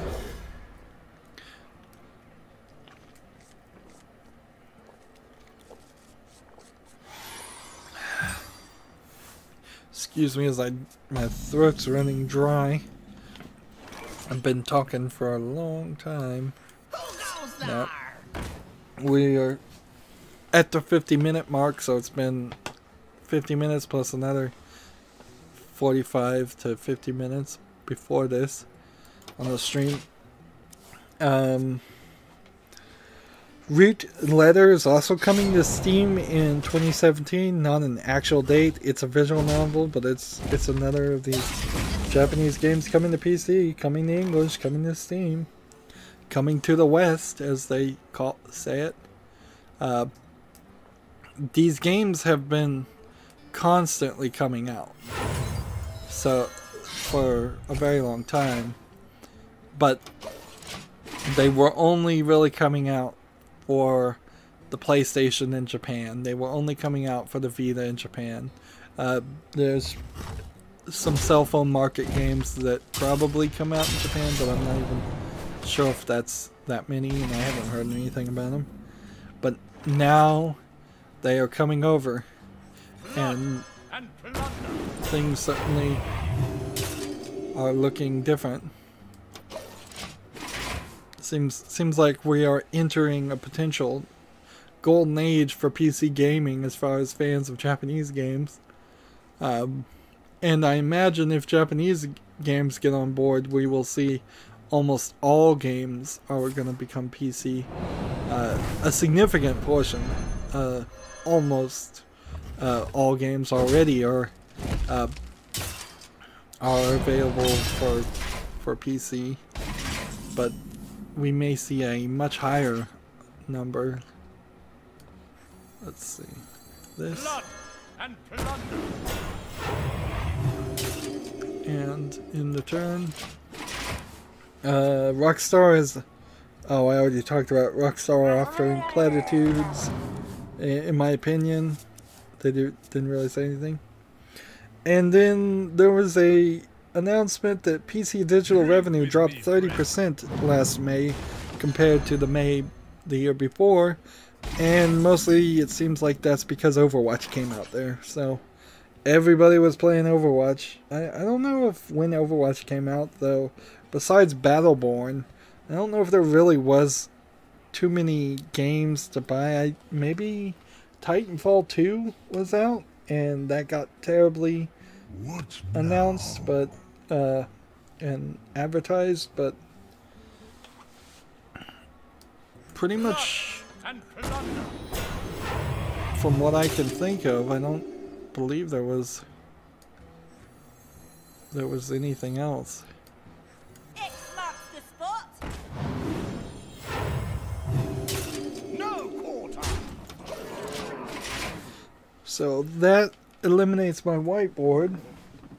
So I'm done with news. It was certainly a half and half task getting news, particularly around the Steam Summer Sale. I'm almost certainly going to spend too much time dealing with the Steam Summer Sale. I should honestly just be done with it, you know. I've spent my money. I bought a TV that cut into the budget, and I've bought more than enough games, I feel, honestly, so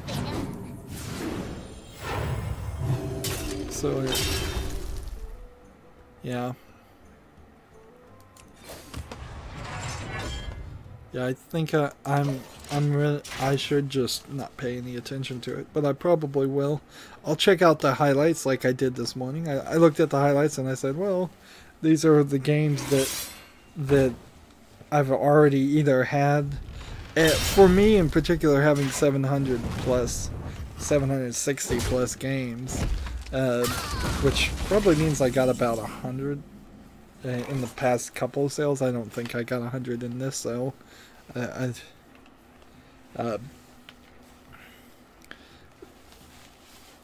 Like more and more, it's very much a case of there's nothing here. Let's see, this.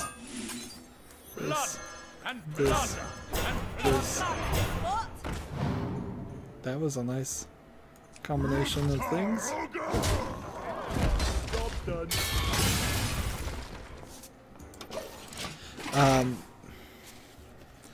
Yeah, more and more I'm not having anything that I can really buy except for the very brand new things that aren't even on sale.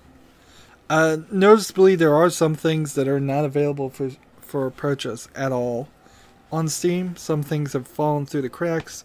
Some things seem to specifically and secretly be removed from Steam's shelves, or at least hidden. In the same way that like Black Friday sales, they certainly, some stores pull some shenanigans there too. Let's see. Can I get a weapon? Can I get this? Yes. Attack, attack. And in return. So now I'm just left here with just, I think I need to play more cards that cost 8. And there's not a specifically good deck around that. So I'm gonna copy out one of my decks and put in something just full of 8 mana cards. Probably a druid deck. That would make some sense, because then I could put in some cards that would give me more mana in the first place. And then once I'm done with that daily quest, I'm probably done with the other two already. We're done. Loki's hanging out, but he hasn't gone on the chat, and this guy's doing battle in the tavern. So if anybody else wanted to play me, they're not online, and they're not saying in the chat that they do want to play me, and honestly, it feels a little it feels a little silly to constantly ask and feel like I'm begging people to play me. In all honesty, I don't really care that much at all. Like, if people want to play me, fine. If they don't want to play me, fine. I'm just here to save time. I've done what I set my goal out here. I've talked about the news. I've streamed for 2 hours. If somebody new is here and they want to friend me and they want to play me, that's fine. If they just want to watch me, that's fine. But I don't have much more to say right now. I've hit that wall that happens in each stream where without somebody asking questions, without a conversation going on, there's only so much I can monologue. There's only so much I can just talk about. Let's see, play this. And then let's see, we'll attack. And then we'll do this. And we'll play this. And then return. When I'm done here, I'll play LA Noire some more. Slowly making progress. I've spent way more time in that than I think I should have. I finally got past the homicide missions and the Black Dahlia / lipstick killer murders, which I did some research there and I found out that the Black Dahlia murders were kind of being mixed with the lipstick killer murders that happened in Chicago, and to make this fictionalized story.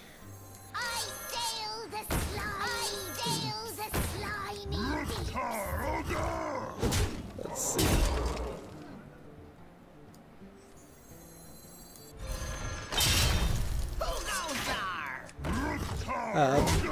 And so now I'm doing Vice, which is odd because you went from homicide to Vice, and then eventually you're going to get to arson. And the way it seems, it feels like there's only going to be a couple of arson cases, and then that's going to be the end of it. And the main storyline, the idea that this game even has a main storyline is ridiculous. There's a lot of editing and a lot of different ways I would have done things for LA Noire. Which is interesting because there's rumors that LA Noire might come out for VR. And if it does,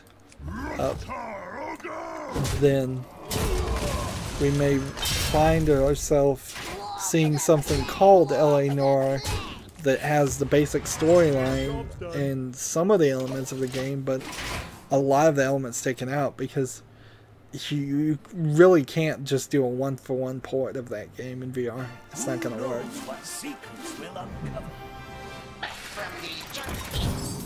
16 health. Nice. Well played. Well played.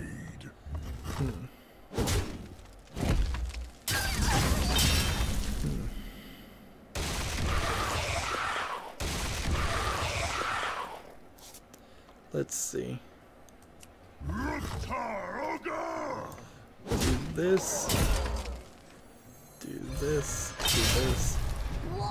Attack. See what happens. The problem here is I don't have anything that costs 8 mana. That's a bad daily quest to even have in rotation. I haven't seen it very often, so it must be pretty rare. But the idea is not good. In theory, I could do an arena run right now, but I think I'll probably save my gold until somebody wants an arena run. So Arena runs by request only and at my discretion type thing. So if I feel I can spare the gold, I would do an arena run if people ask. But if people aren't going to ask, then I think I'll just save the gold for card pack openings, which seems to be slightly more interesting for people. After I do LA Noir, I have no idea what I'm doing next. Very possibly need to reevaluate, since I just bought a bunch of games, but also I think I was working my way into the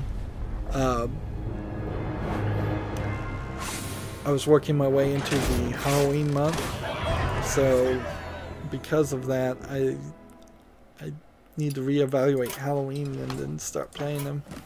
I feel like I'm getting slightly better at slightly ahead more than I would have thought. Alright, so we copy this and then Alt Tab out and then open a notepad and then edit paste just to make sure it saves, and then minimize the notepad, and then we come over here and then let's see, done, delete, confirm, new deck. No, not for now.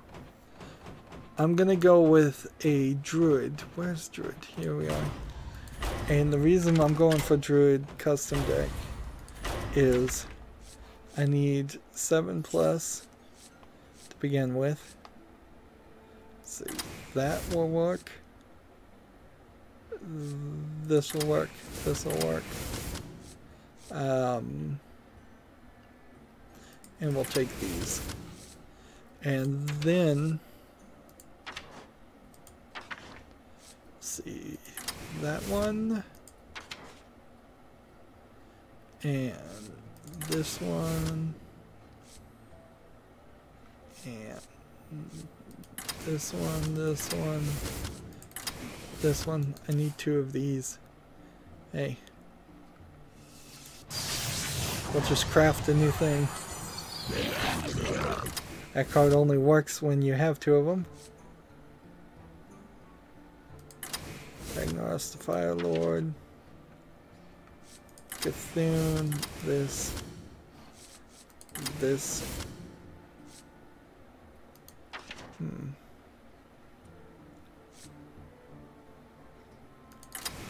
That. Alright, I'm gonna stop for a moment there, and we'll come back and find out if there's something else I need.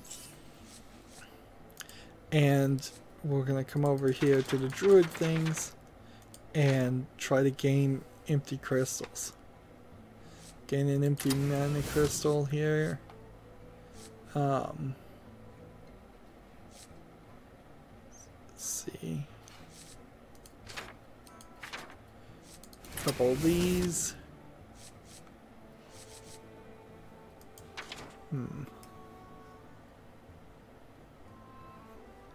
Spend all your mana. Get a bunch of 1/1 attack. We might keep that in mind, although I don't think that's going to be helpful in this case.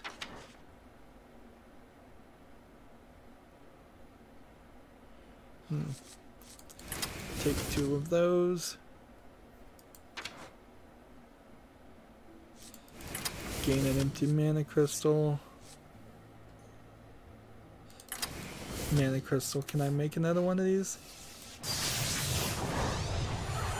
Interesting. Ah, the great outdoors. Crafting cards like crazy. There goes my see, destroy a minion, add a random minion to your opponent's hand.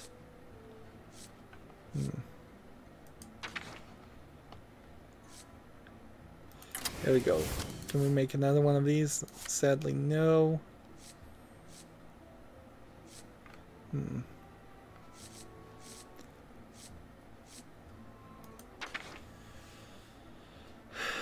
Swipe.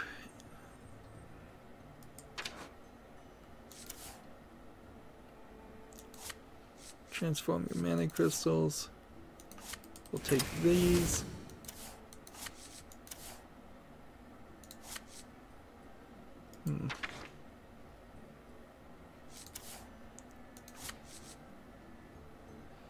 Well, that exactly equals 30, so we'll see how this custom druid works. Just make sure nobody's online and nobody really wants to play. Let's challenge Loki. Loki will probably help us a little bit more showcase this and get this daily quest done if he's willing to play. And this might tell me if maybe Loki's tired of dealing with me too. Or if he just didn't see I was streaming, one or the other. Oops. I guess that means... Well, see, this doesn't make any sense. Loki away for 24 minutes. And declined. Ooh, so I don't know what grounds I stand on Loki with. But whatever. Let's move on. Casual. Play. It sucks to have a fan fade away or violently run away, whichever it may be the case. But it's gonna happen in YouTube, and like I've said, or at least I've implied before, it's like one fan, one subscriber doesn't make this YouTube channel work. People will come, people will go. That's just how life is. And people, you just gotta get used to it. Now, if I get to put on a good show here, I can probably succeed. Hopefully. In one turn, that would be nice. I'll leave it up to Loki to defriend me if he really wants to do that. I don't think he'll go that far. Guide my lands. There's a new mana crystal. We gotta get these mana crystals up, and we gotta get them up quickly. Get it up to 10, play this, refresh it.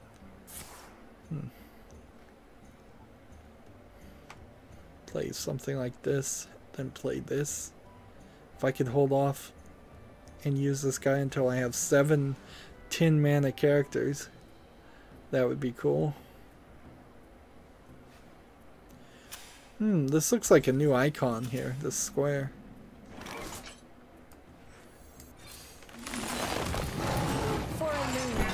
For the wild.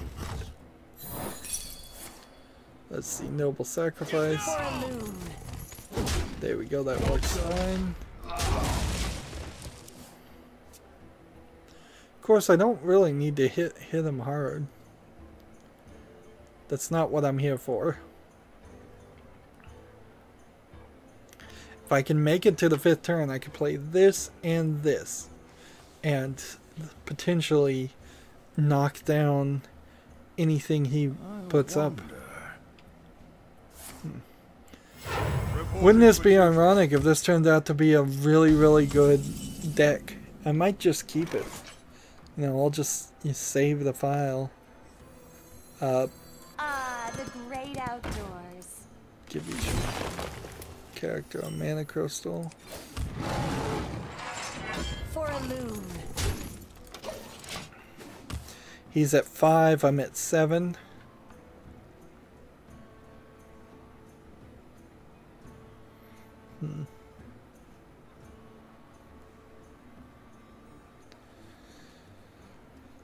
This would be crazy if this actually succeeds. It'd be really crazy if this turned out to be the best deck I've ever made. I hope the audio's good. Nobody ever said anything. Of course, I only got 2 people that just said hey, and I wish there was a bot or something just in there where I could say hello back. Like, I can type hey and slow down the stream, or I can say it out loud.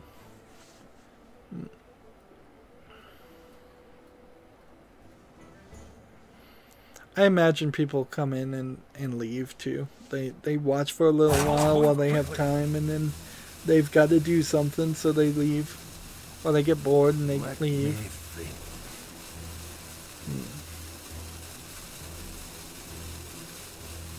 Let's see. Come on, don't quit. Don't concede. That's all I need you to do. See, if I got this card, well, let's Trouble? in the turn. I must move quickly.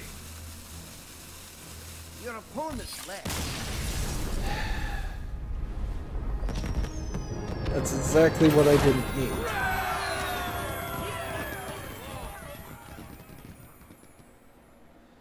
I need to play 5 more cards that cost 8 or more.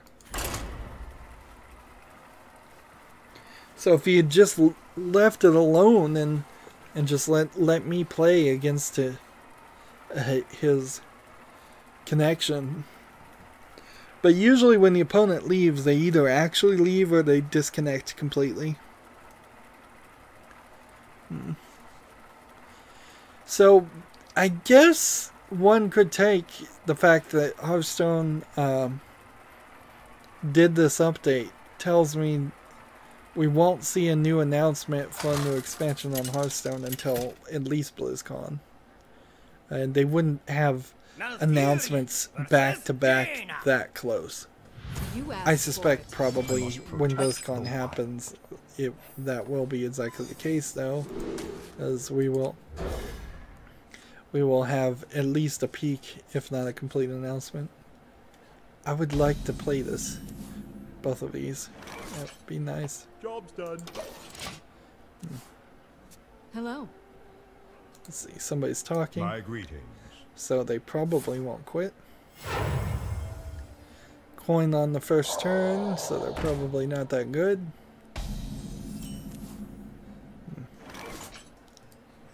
Illume, guide my lance. So I've got nothing I can do this turn.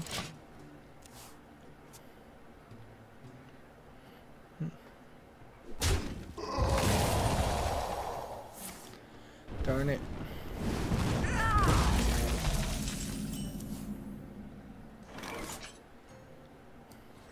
Ah, the great outdoors. Alright, so now I can do this. Job's done. Now I've got 5 mana crystals. They've got 4.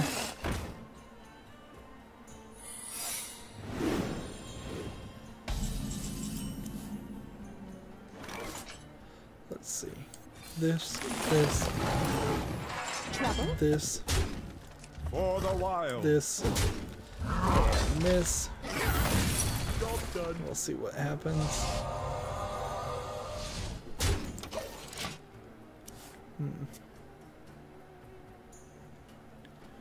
Remember, I need to play 5 cards.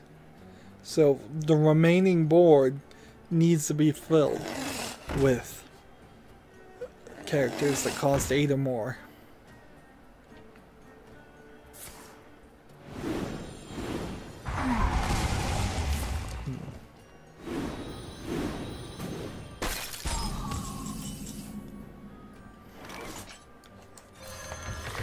That's one.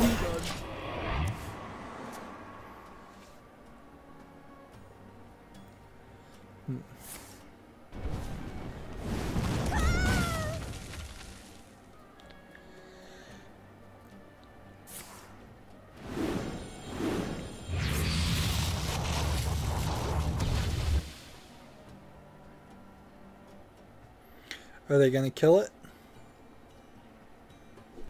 I guess they are.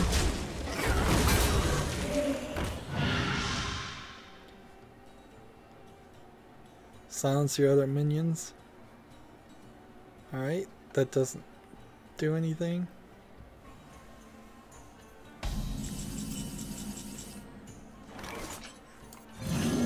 What's interesting here is I could probably play this next turn to draw a card. That's, I believe, 2, so 3 more. Feeling chilly.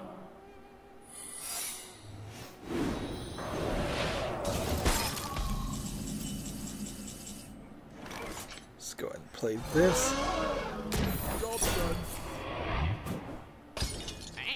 Darn it. That's 3.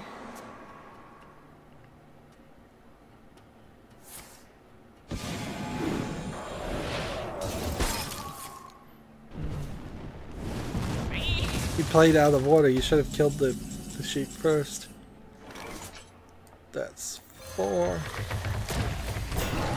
the wild.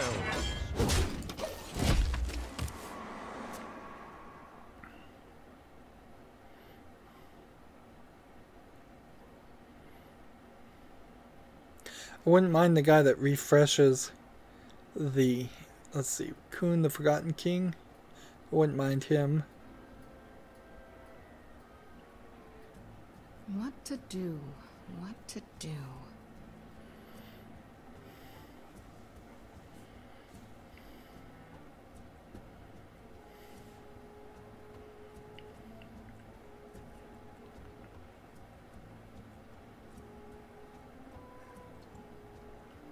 I wonder.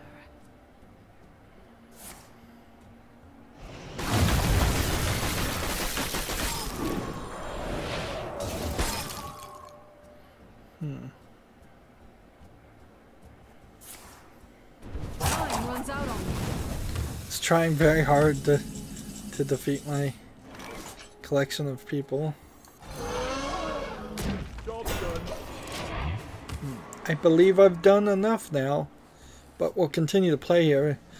This might turn out to be an interesting deck, and I think, particularly since it's a druid deck, I think I'm gonna keep it. I think I'm gonna be happier with this than whatever I deleted, and we'll just remember. We'll save that one for later. It's very possible that Hearthstone Deck Tracker also saves all the decks and can just... I could have gotten it out of that information too.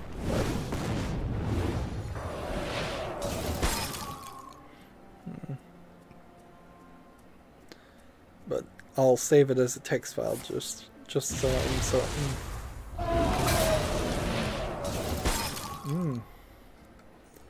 Is doing rather well. My dream ends. Your nightmare begins. Now I well played after I did this, and I shouldn't have. I should have done well played, then played this, or I shouldn't do well played next to playing something like Cthulhu, because it may give them the impression that I'm going to try and win, which I'm not really. This Ancient Blood of the Ancient One looks a lot like the Red Mana War.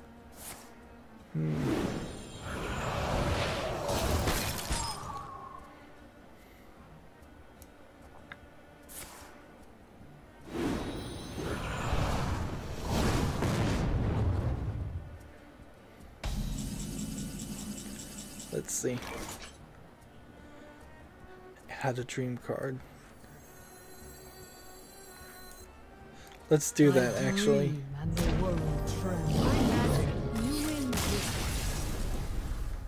My magic will tear you apart. And there we go. So yeah.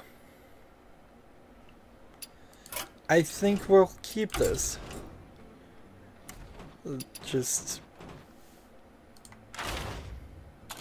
I don't know what else to name it though, other than 8+.